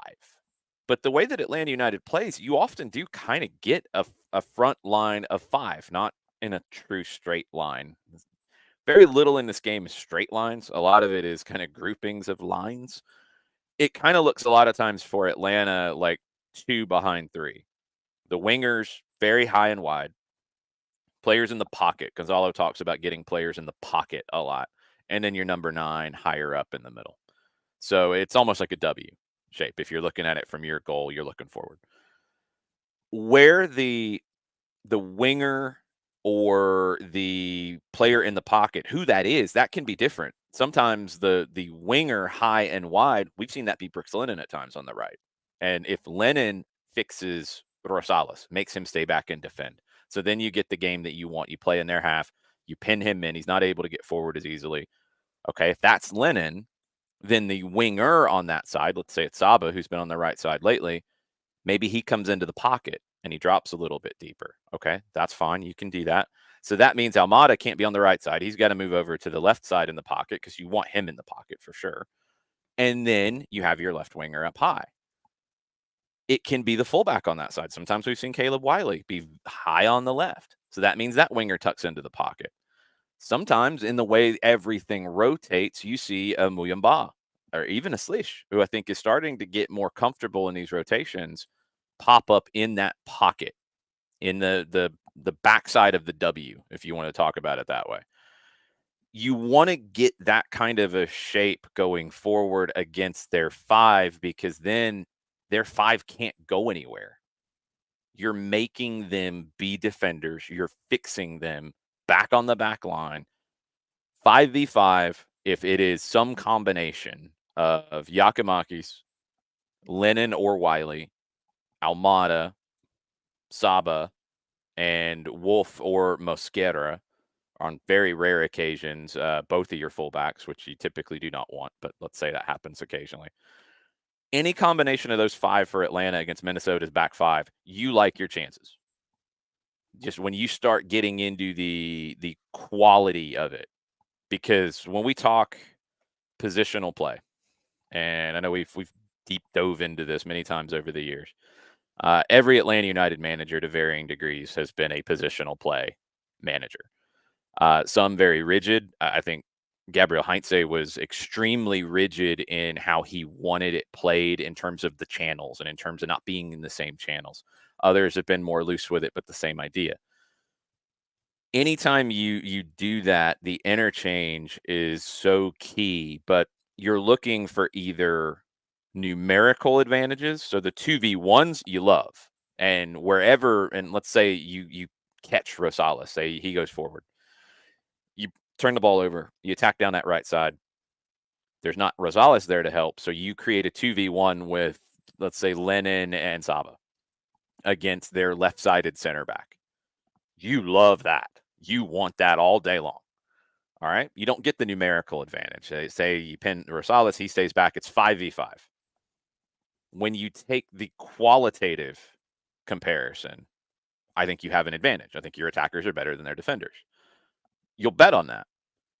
You, especially inside of that, wherever you can get Thiago Almada matched up against somebody who either can't run with him or isn't strong in a 1v1, you really like that. So those are the things you're looking for. It is a chess match. You know, I think at times we think the game is either just lots of running, lots of direct play, lots of transition. I think for Atlanta United to thrive in the way that they want to, it needs to be a chess match, and you need to get the pieces where you want specifically to create numerical advantages or qualitative advantages. Those are the key things for me in this game. I feel like we need to break the whiteboard out and have whiteboard chronicles all over again at times. Ooh, maybe. We'll see. We'll see how this one goes, and maybe we'll break down how it went. All right. So what's the rest of the day for you? Rest of the day for me is multiple meetings and things first, and then heading to Kennesaw for some action at the Fraction in the Fifth Third Bank Stadium. You're not going to be there, so I figure I should say it at least once, right? Yeah, there you go. I guess. I will be flying solo. Pre-game, Madison Cruz will set you up with all the audio that we caught yesterday at the training ground. So you will hear from Nick Firmino. You will hear from new center back signing Ramsey Khwarazmi. Good conversation with him. You will hear from Steve Cook. John Nelson caught up with him. So you'll hear all of that in pregame. I'll get you set for the match. Kicks off just after 7:30, and then a little bit different on the post-game show because I am flying solo and somebody has to go talk to people after the game. It won't be a live post-game show. I'm going to go down and have the conversations with Steve Cook and hopefully some players, and then we'll come back and record an abbreviated post-game show that'll go up on the SDH network pretty soon after the final whistle. Yes, looking forward to it. All the action at the Fraction is. There we go. So, our buddy Ross Davenport, when he drops it on the air, you got to keep it. God, you cut that, didn't you? I did. I absolutely my did. Goodness. He cut it, but he didn't balance it. Well, Jarrett, you're asking a lot. Okay, come on, come on. You've seen John in operation when it comes to technology. Yeah, it's not something that you want. No, it's never something that you Look, want. my concern is always there's enough smoke coming from the booth that people will think we have elected a new pope. We might have a couple of times, knowing the way John's tried to plug things in. Oh yeah, absolutely. And that's Dangerous. easy. Yes. So that's tonight. Tomorrow, Atlanta and Minnesota. You'll be able to listen on 92.9 The Game. Pregame coverage with Abe Gordon, Garrett Chapman. That's at 6:30. You can also listen on the Odyssey app. If you're not going to the match and watching on Apple TV, you can listen to Mike and I with the home team radio option. And what we've heard anecdotally and in the athletic survey last year is a whole lot of y'all do that, which is very cool. Thank you. I know a whole lot of y'all are going to be in the building as well, but very cool that you can listen to us on Apple TV. And then I actually get a couple of days off before next week's madness, where it will be a Tuesday, Wednesday doubleheader, Thursday doubleheader, Friday doubleheader, Saturday gauntlet. Mm-hmm. Because it's Open Cup, and then Open Cup Tuesday, we will have that on radio on 92.9 The Game. Full broadcast, so hour-long pregame, hour-long postgame, and then even at the end of postgame, you will get a 343 from AST on that, because I'll take it up to 11 o'clock. Yeah. And then Wednesday doubleheader for me, I'll be with Jessica Charman in Duluth for the 4A state championships, girls and boys. Thursday, it's 5A. I'll be with Jess again in Duluth. Then Friday, it is 7A, and I'll be with Justin Hanover for that one. And then next Saturday, DC, we have another match, and DC United will be at the Benz. So, and the twos in Carolina are on Wednesday night on the network also. I won't have that one because I can't be in two places at the same time. See, hey, buddy, we're all gonna die next week. None of this business. None of the we are calling 1, 2, 3, 4, 5, 6, 7, 8. 8 game. Well, yeah. Now it's 10 and 8, but next week it is 8 games in 5 days. That is correct. It'll be fine. 6 of them championships, 1 of them Open Cup. Hey, you know what though? You found a new flavor of Red Bull to just. I did. To get you through this. It's wild that I found it in Perry as well at the Walmart first. Like that was not what I that's not where I usually expect to discover the new flavors of Red Bull. We're gonna find out one of these days that like Buc-ee's has exclusive Red Bull flavors too. Actually, I think last time I was Buc-ee's actually doesn't have very much Red Bull at all. Yeah, last time I was in there, they had Red Bull and then like Diet Red Bull, and that was it. I need to know what the deal is with that, because I'm sure there's a story. They only have 1 row of Red Bull, and they only have the original flavors, which is not very good. No, it's very strange. They have like a whole cooler full of other drinks. It's very weird. They've got a great partnership going on with belt holder Logan Paul, though, because they have a number of Prime drinks in there. Yeah, I haven't tried it. I can't. I can't speak to it. It's a little too hard. Yeah, I can't say that. But the new Red Bull flavor is actually very good. It kind of tastes like Mountain Dew. What is it? Caraba blah blah blah. I don't even know. I don't have a can in front of me. Basically, that would be about right, John. Yeah, so it's like some weird combination of like dragon fruit, Caraba. No, it's not dragon fruit. That's a different flavor. Don't get it mixed up. Maple tree, whatever. So. The new summer Red Bull is very good. It's probably in my top 5 power rankings of Red Bull flavors. Oh, wow. Already? Well, no, that's usually how it goes. Like they settle after a time. But it's good. I've went to it quite a bit after. Now it's widely available when it's not just in Perry, Georgia. Nothing beats the red watermelon flavor. That is still the goat of goats when it comes to Red Bull flavors. If you disagree, fight me. There you go. No. I gotta do my own fighting. I have to go to Silverback Spark Friday night.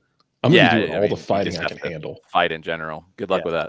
Yes. All right. So enjoy your weekend, my friend, before it's 8 and 5 and we do it all over again. So enjoy the action at the Fraction tonight, and we will see you and hear you tomorrow with Atlanta United and Minnesota United. Yeah, about 7 o'clock tonight, you'll be able to listen to the twos on soccerdownhere2.mixler.com. Yes, we are launching the 2. And you'll be able to listen to John and Maddie from River Ridge on soccerdownhere.mixler.com. So if you are... What? The 2 is up. Not yet. Oh, I thought there was legitimate breaking news. No, with soccer. John's a little slow on the button.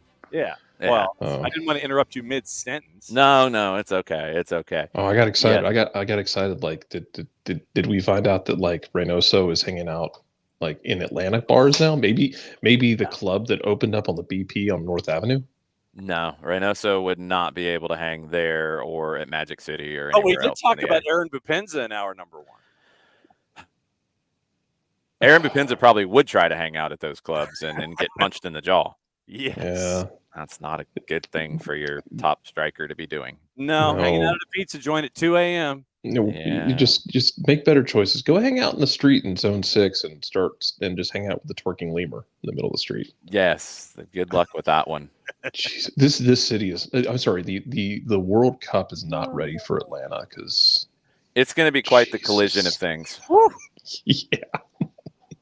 Twerking lemurs and We're gonna have to explain some things to whoever's England's coach is, because I'm assuming they'll like push Garrett Southgate. England will be begging not to be in Atlanta. They won't be able to handle it. Brazil, on the other hand, would be quite the experience. Well, here's the question with Brazil. Here's the question: if they come, are they going to be subjected to the buckhead flu, or are they going to be kind of like James immune. Harden, who They're somehow plays better when he's in Atlanta? They're- Like the they're buckhead immune. flu powers him. I think the Rio flu is stronger than the Buckhead flu, so I think they'd be okay. they laugh. That's fair. They laugh at the bucket flu. Yeah, they have definite immunity to that. No doubt. All right, my friend. We'll see you later. Adios. There we go. Whoops, there he goes. He hit the button first. All right. So yeah. So that's where we are. It's always fun to have Jason to talk about stuff. And we get ready for the weekend on a bunch of different fronts. So it was brought to our attention while we were discussing things with Jason that in the Premier League down here, in Prem and Proper, we have a bit of an interesting development. Mark Clattenburg has resigned from his role as a refereeing analyst for Varingham Forest. Obviously, Evangelinas Marinakos probably yelled at him. It's like, bruh, it's not happening. It's not happening for me here. So they broke up. They broke up. And so he joined in February. Nuno said at the time he was hopeful the appointment would help him understand why his side had been on the wrong side of VAR decisions this season. No, I already got a problem with the way people are understanding how VAR works. Like people so VAR released their numbers in Scotland. Well, Scotland released their numbers on VAR, I should say. Mm-hmm. And I was very annoyed by the way people read it, because it was like, I think like 60% of reviews were overturned or something. And they're like, oh, they're getting all these wrong. Like, no. Actually, they're getting. I think it was I forget what the exact number was. I think it was over 90% were ultimately correct. It's like, that's the point of VAR. Like, you're having to go and overturn them. That stinks that they're not getting them right in the moment. But the point is to get them correct and to actually like ultimately get the call correct. That's why you have it. Otherwise, like if you're like down below 90%, I don't have to go double check the numbers up there. If you're down below 90%, then you can start asking yourself, are we just kind of spinning our wheels? Do we need to have deeper conversations? Mm-hmm. But yeah. Yes. And so Clattenburg had faced calls to resign from the post after publicly questioning the integrity of Stuart Atwell, calling him a Luton fan, and before the loss to Everton back on the 21st.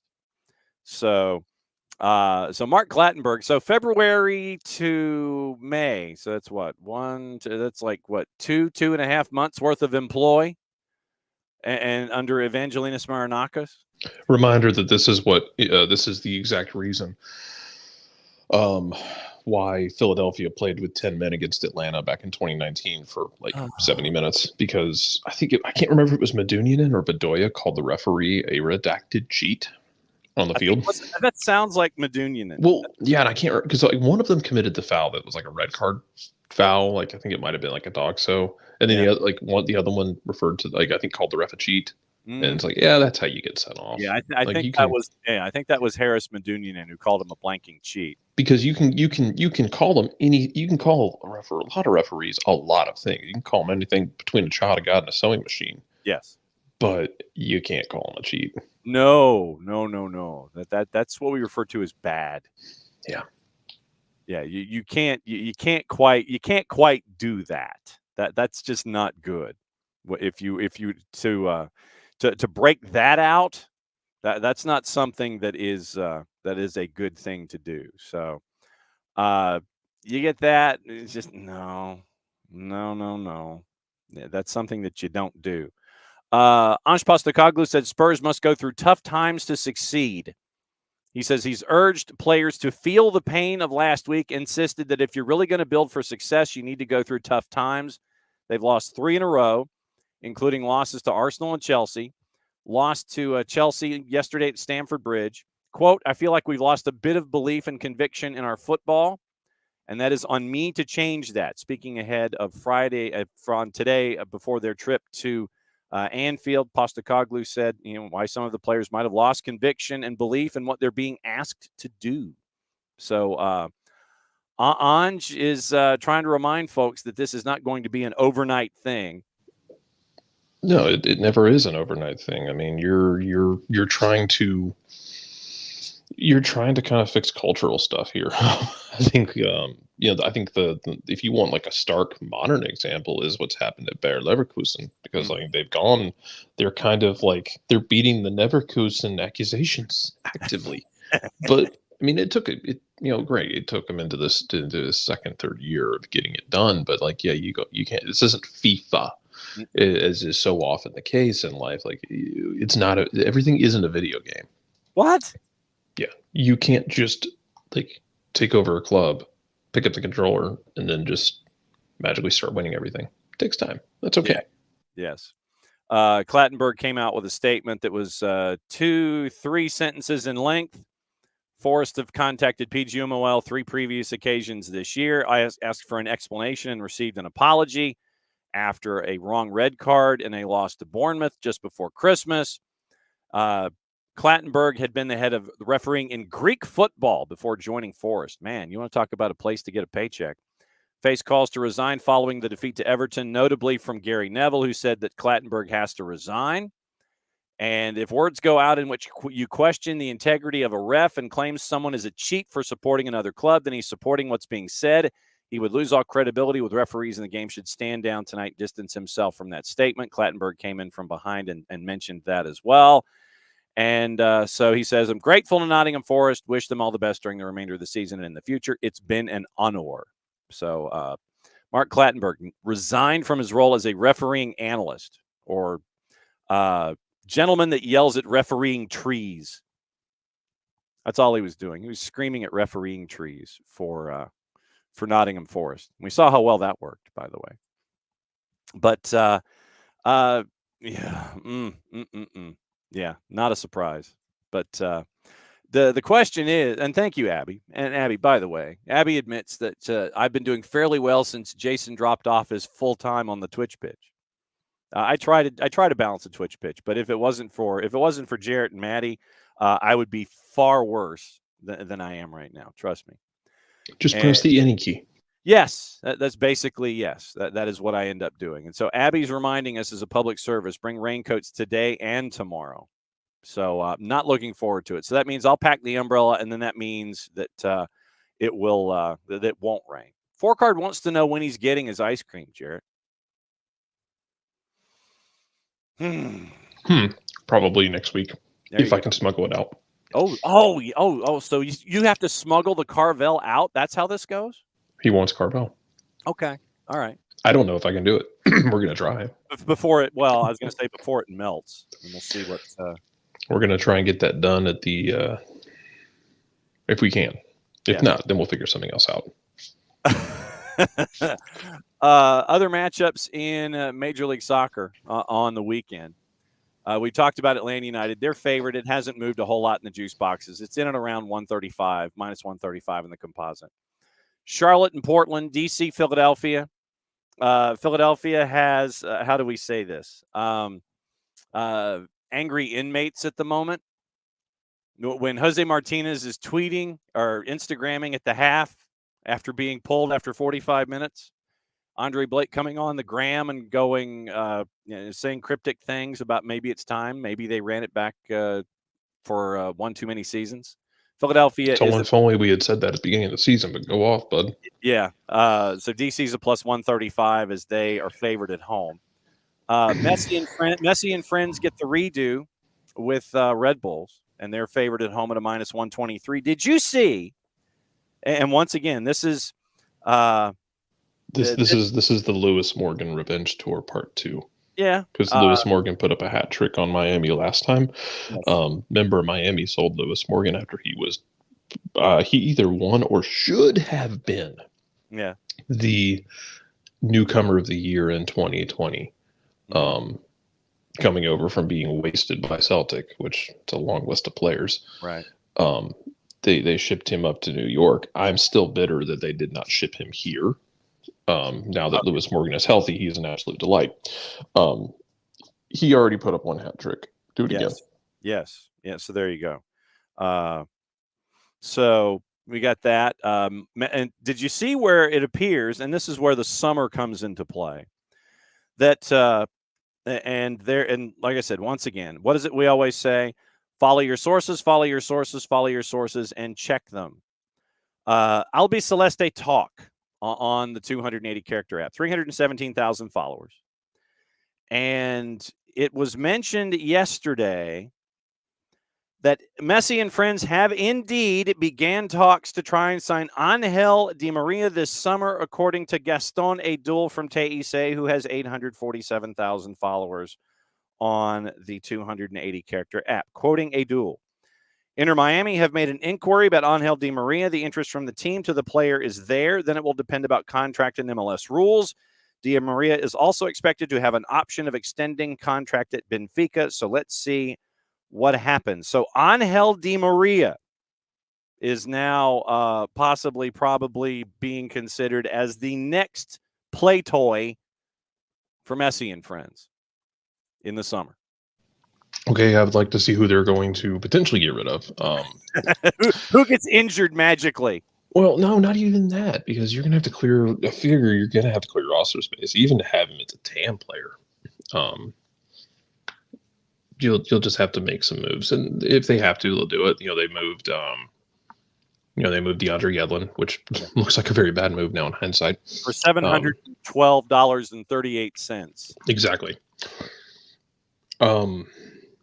I want to see what they're going to have to do to make that work. Because, and here's the thing, though, Miami, it's cool that you're doing like the Justice Friends here. Yes. If y'all want to take a trip down memory lane to Dexter's Lab with me, Dee. But when you do that, you are potentially going to cause issues with the fact that your team cannot function over an entire season, or you're going to be shipping off pieces that might be vital to the way your team actually functions with any sort of balance. But Didi, they don't play defense. And you got rid of your right back / right wing back. And the guy who has played the most minutes has been Julian Gressel, who can play a right wing back. Sure. But you don't really want him to play right back. No. You need to give him defensive cover. So That's true. I mean, I'm sure they'll find a way to make it happen. I'm sure they'll move some guys around. They'll move some.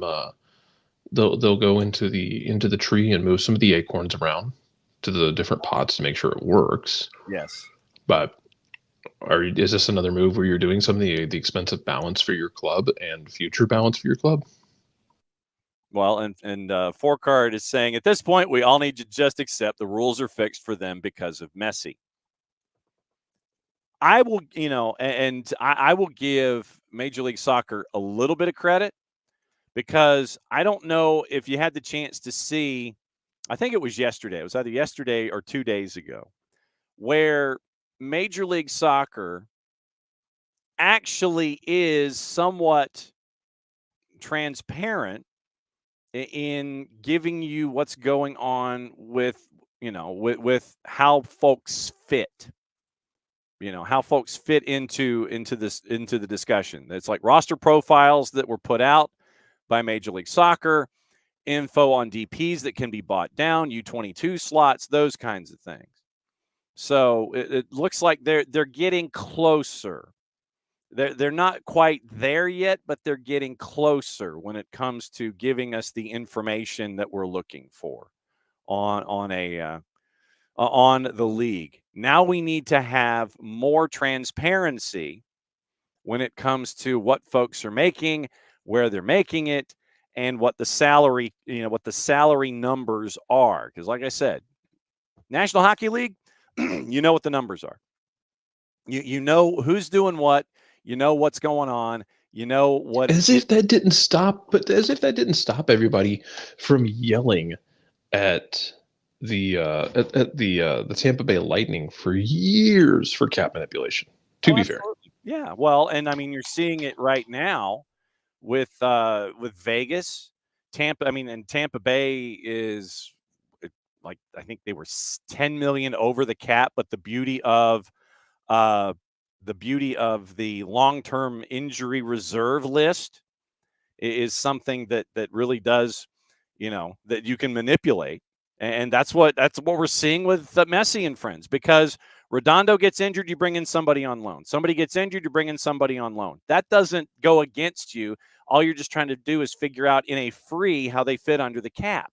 And so that, to me, is the larger issue here. It's like we're seeing a little bit of information. It's like almost in the dribs and drabs department, but there's still more work that they can do to sit there and go, okay, we really want to have folks understand how things work when it comes to the league and how everything fits under a certain umbrella. It's like they're getting there, but they're not quite there, if that makes any sense. Just saying. Yeah, and Atlanta, look, man, Atlanta did this at the beginning of the season, like kind of detailed everything out. Yeah, we would all love the transparency. I think that's something we're all striving toward with this league. And simplicity, because I think there's a certain amount of that also is potentially restrictive in terms of getting casual people to pay attention to. Because if I need a flow chart and a PowerPoint to explain, then it's tougher to get people. On the other hand, now that Bally's has decided to basically become like the supervillain of the world, MLS does look smart for taking the Apple deal. I would love to see. I would be over the moon. I'd be over the moon if you were able to like get MLB on an Apple like deal, because once again, Major League Baseball blacking out local games. I think NHL still does as well. Like you can watch like NHL games on ESPN Plus, but they're blacked out locally. Yeah. It's 2024. The fact that we still have blackouts is inexcusable across any sport. Absolutely true. David, every team in the NHL can do this. More cash out over salary cap spend. If you think the GMs and owners are not manipulating local NHL fans to crab about it, you're being silly. It's owners willing to push the envelope on the cash versus cap. Yeah, Bill Foley does it in Vegas. And anybody, all the successful teams, I mean, Winnipeg, short of what happened on the ice, Winnipeg is a team that goes right up against the cap number. Vegas right up against the cap number. Colorado, Tampa Bay was over the cap number. But I'm just looking for that added extra little bit of transparency. Like we saw it with Atlanta United and how everybody fits. Now I just want to see how everybody fits. And how, if you wanted to bring in Di Maria, if he's a DP, then what do? Do you get rid of Campagna? Do you try and find somebody else who's right up in that area? Is he a high TAM? Those kinds of things. I want to know how this works. So would Nesson or Yes Network ever allow an Apple deal? Whew, I know that Yes would not, because then the Yankees, I mean, because who's the... the Yes Network is nope, not happening. No, that is not going to drop. That's not going to happen. All right, so let's see. Purple Team hosting FC Cincinnati. No Aaron Bupenza. That might just mean be saying that for the next couple of weeks anyway. San Jose hosting LAFC. Toronto and FC Dallas. Fire and the Revs. Fire's favored against the Revs, who are a plus 262. The Revs are awful. Dynamo in all caps, Nashville and CF Montreal. We talked about Gary Smith yesterday and the numbers that were put out by American Soccer Analysis, where in 6 key offensive categories and metrics, they are 24th or lower in the league right now. Gary Smith said he wants reinforcements, but I think this is what happens when you build down the spine. You spend a lot of your money down the spine. You bring in Hani Mukhtar to be your offense, and your depth is your question. And when like one of the dominoes falls, meaning like Walker Zimmerman gets injured and you don't have the appropriate replacement, and I'll put those words in quotes, you see what goes on defensively. And then when Sam Surridge ain't it, you see what's going on offensively when you're trying to rely on Shaq Moore and Jacob Schaffelberg. The thing is, I can't even tell if Sam Surridge is not it in the grand scheme of things, or if like I know he's been banged up. So I want to give Sam Surridge a very fair shake. Yeah. Because I'm skeptical when they brought him in, he would be that guy. But he also, and he's had moments where he had moments where he's scored the goals that they needed when they needed them. Like he has been that guy a couple times for them. He's also been banged up. So we talk about this with guys here. I think other players around the league deserve that same level of fairness and respect. That has he been healthy enough? I don't know yet. Yeah. We'll find out. Yeah. Nashville also has bigger problems. Yes, they do. Nashville, and like once again, one of my mantras in life is going to continue to be, no matter how bad you think things are for you right now, I promise you there's somebody who has it worse. Yes, you could be so and so. You're annoyed at dropping of blowing 2 leads at home, and then you had a rough draw on the road. I completely understand.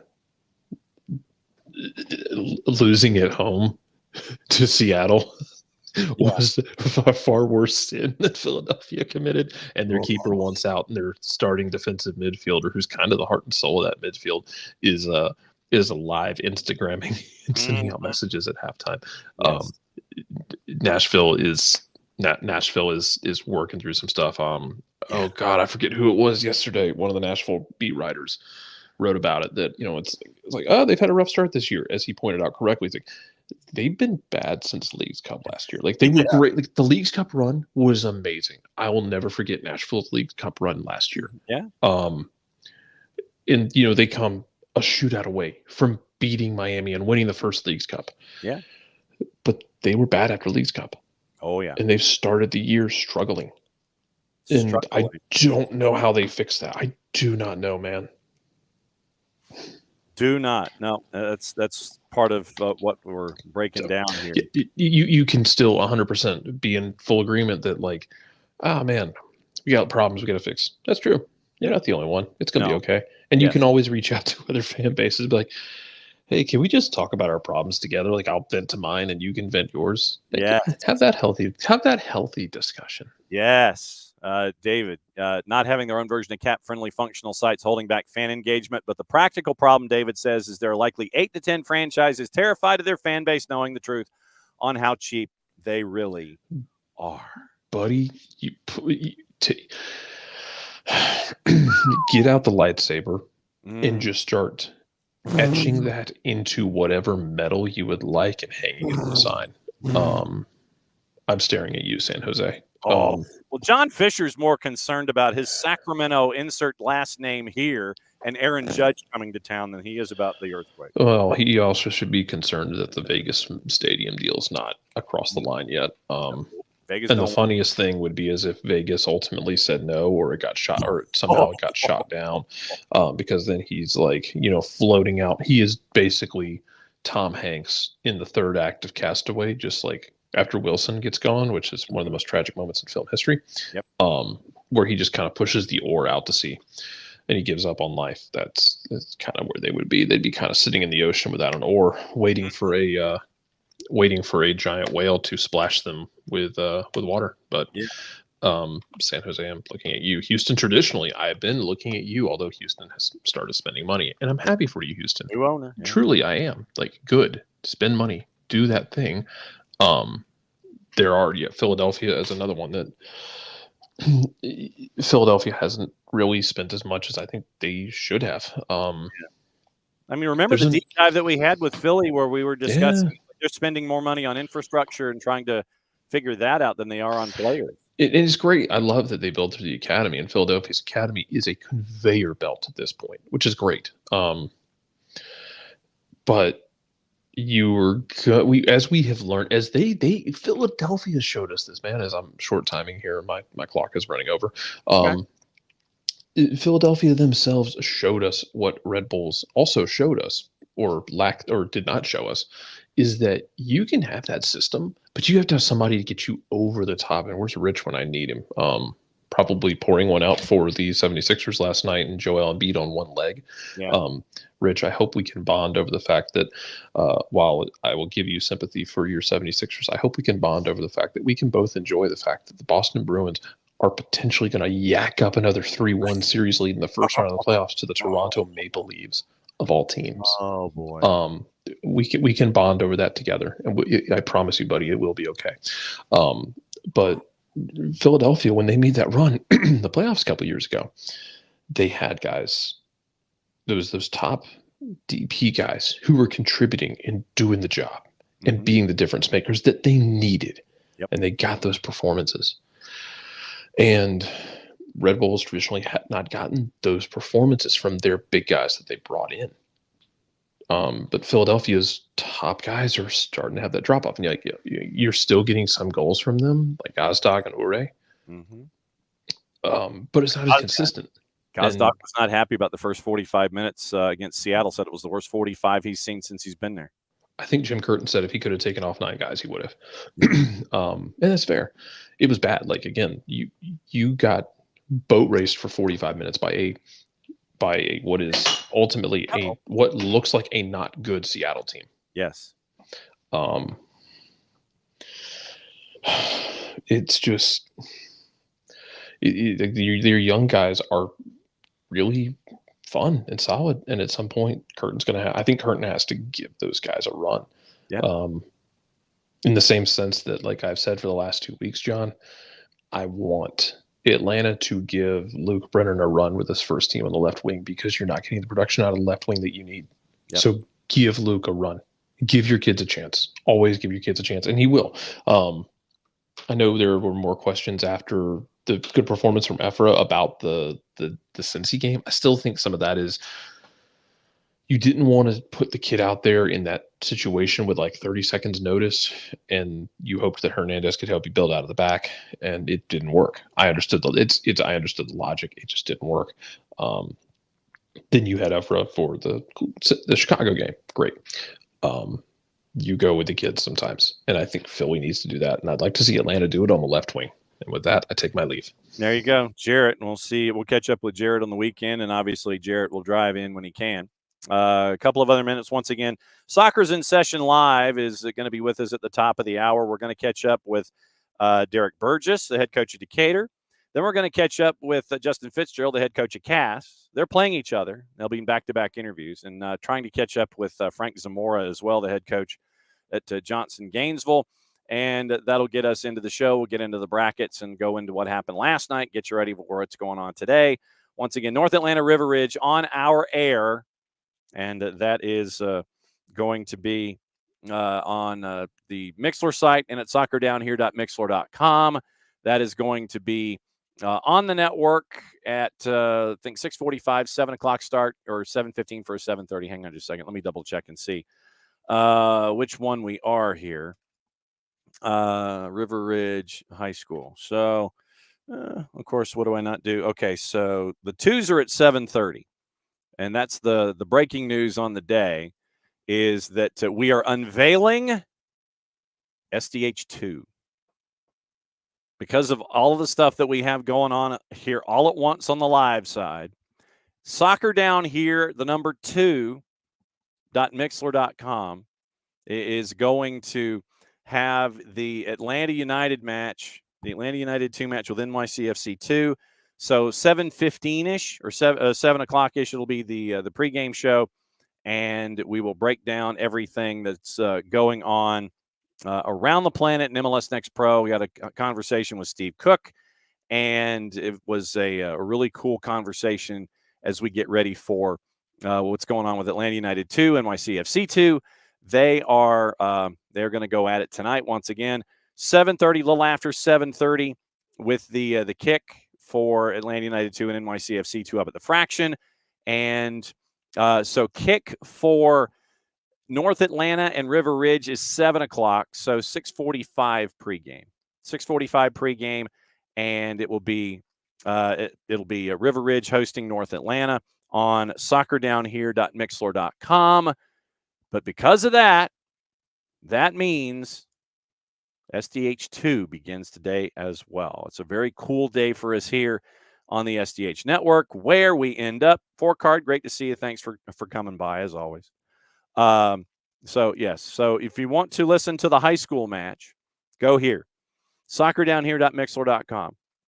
That's on the web. Download the Mixlr app, MIXLR. Download the Mixlr app. Follow Soccer Down Here. Follow Soccer Down Here 2. And we can say that now. So you can have a multi-app experience, a multi-channel experience tonight, and it won't be the last time. But main channel, soccerdownhere.mixlr.com, North Atlanta River Ridge for the SDH match of the week presented by our friends at Kaiser Permanente. SDH 2, it'll be Soccer Down Here in the number 2.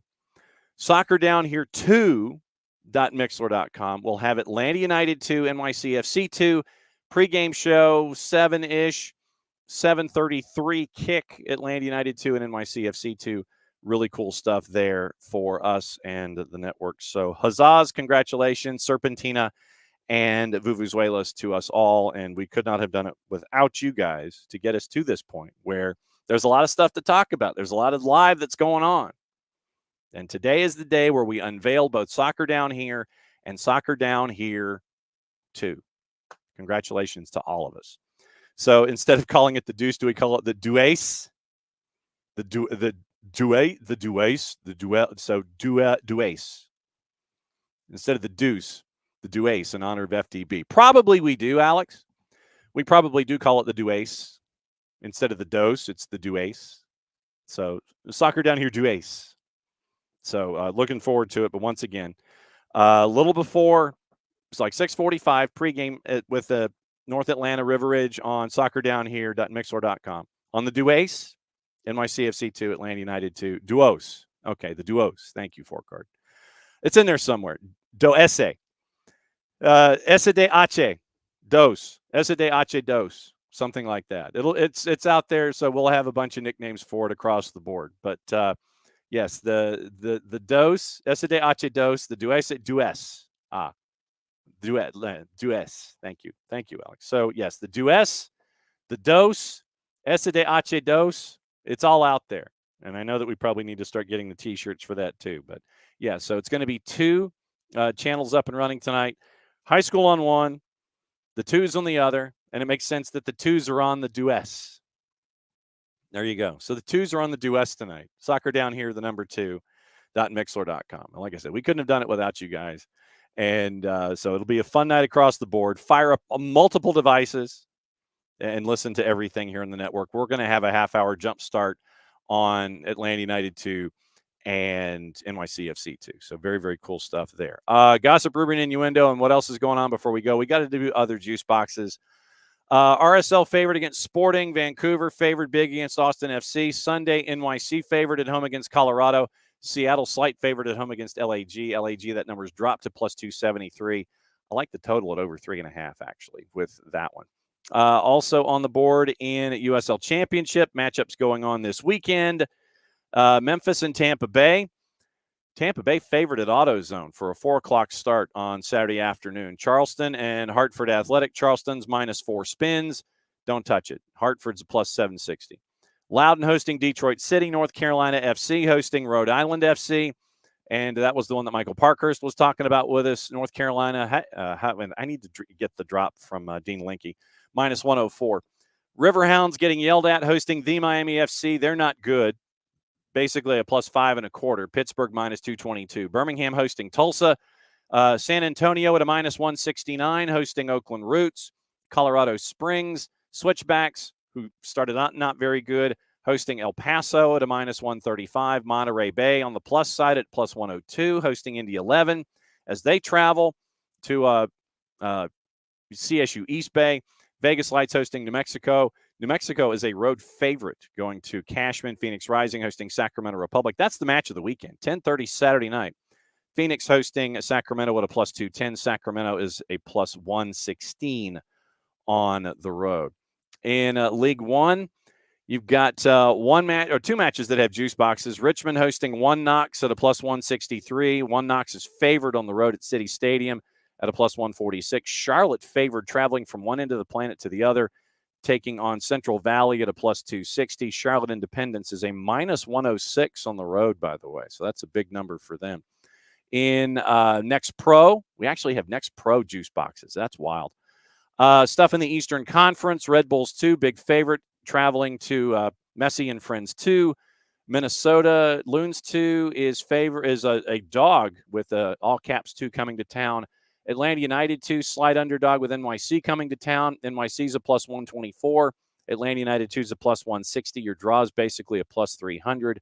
Then you've got two matches out west at 10, at 8, and at 10. Revs 2, big underdog in New Hampshire. They're playing in New Hampshire, by the way. Mark Willett Stadium. Chicago Fire 2, minus 128 on the road tomorrow afternoon. Cincinnati 2 is a big underdog at home at Northern Kentucky, hosting Crown Legacy. I don't see how that is possible. Crown Legacy is a minus 132. Chattanooga FC favored at home against the Purple Team's B side at minus 132. OCB is a plus 271. Gossip, rumor, and innuendo before we go, because like I said, we're coming back with the high school show at the top of the hour. All right, so gossip. Got to hit the right button. Make sure that I'm reading today's gossip. Manchester United frontrunners to sign Crystal Palace midfielder Michael Olise. They would also be willing to listen to offers of more than £80 million for Marcus Rashford, 3-letter paper.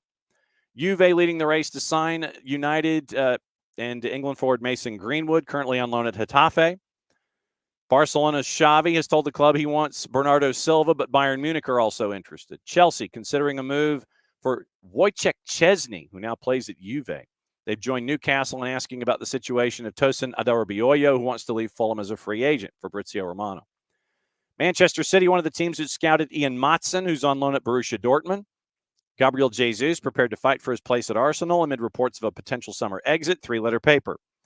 Brighton's Roberto De Zerbi remains on Bayern's shortlist after Ralph Rangnick turned them down yesterday. Leicester interested in signing Coventry City's Callum O'Hare. Celtic among the teams keeping tabs on Villa keeper Viliami Sinisalo, who spent his last season on loan at Exeter City, 3-letter paper. Brighton, Fulham, West Ham, Benfica monitoring Vitória de Guimarães winger Jota Silva, who has a £17 million release clause. Villa and Diego Carlos. It has Villa as one of their main targets. Villa also want to sign Kelechi Iheanacho as a backup striker to Ollie Watkins. Messi and Friends, we talked about Angel Di Maria. West Ham technical director Tim Steichen has been banned or barred from a first-team dressing room as he hunts for a replacement for David Moyes, and it looks like they're getting closer and closer to agreeing to a deal with Julian Lopetegui to replace Moyes. That's from our friends at Talk Sport. Thibaut Courtois is going to play Saturday after recovering from knee ligament injury 9 months ago, so he'll play for Real Madrid. Marco Reus is going to leave BVB at the end of the season after 12 years with the club, end of an era. Tormenta Academy player Jared Rivas called to train with the Honduran U16 national team, so that's fantastic news out of Statesboro. Also, Bayern Munich interested in signing 16-year-old Arsenal striker Chido Obi Martin this summer. That also comes from our friends at the Telegraph.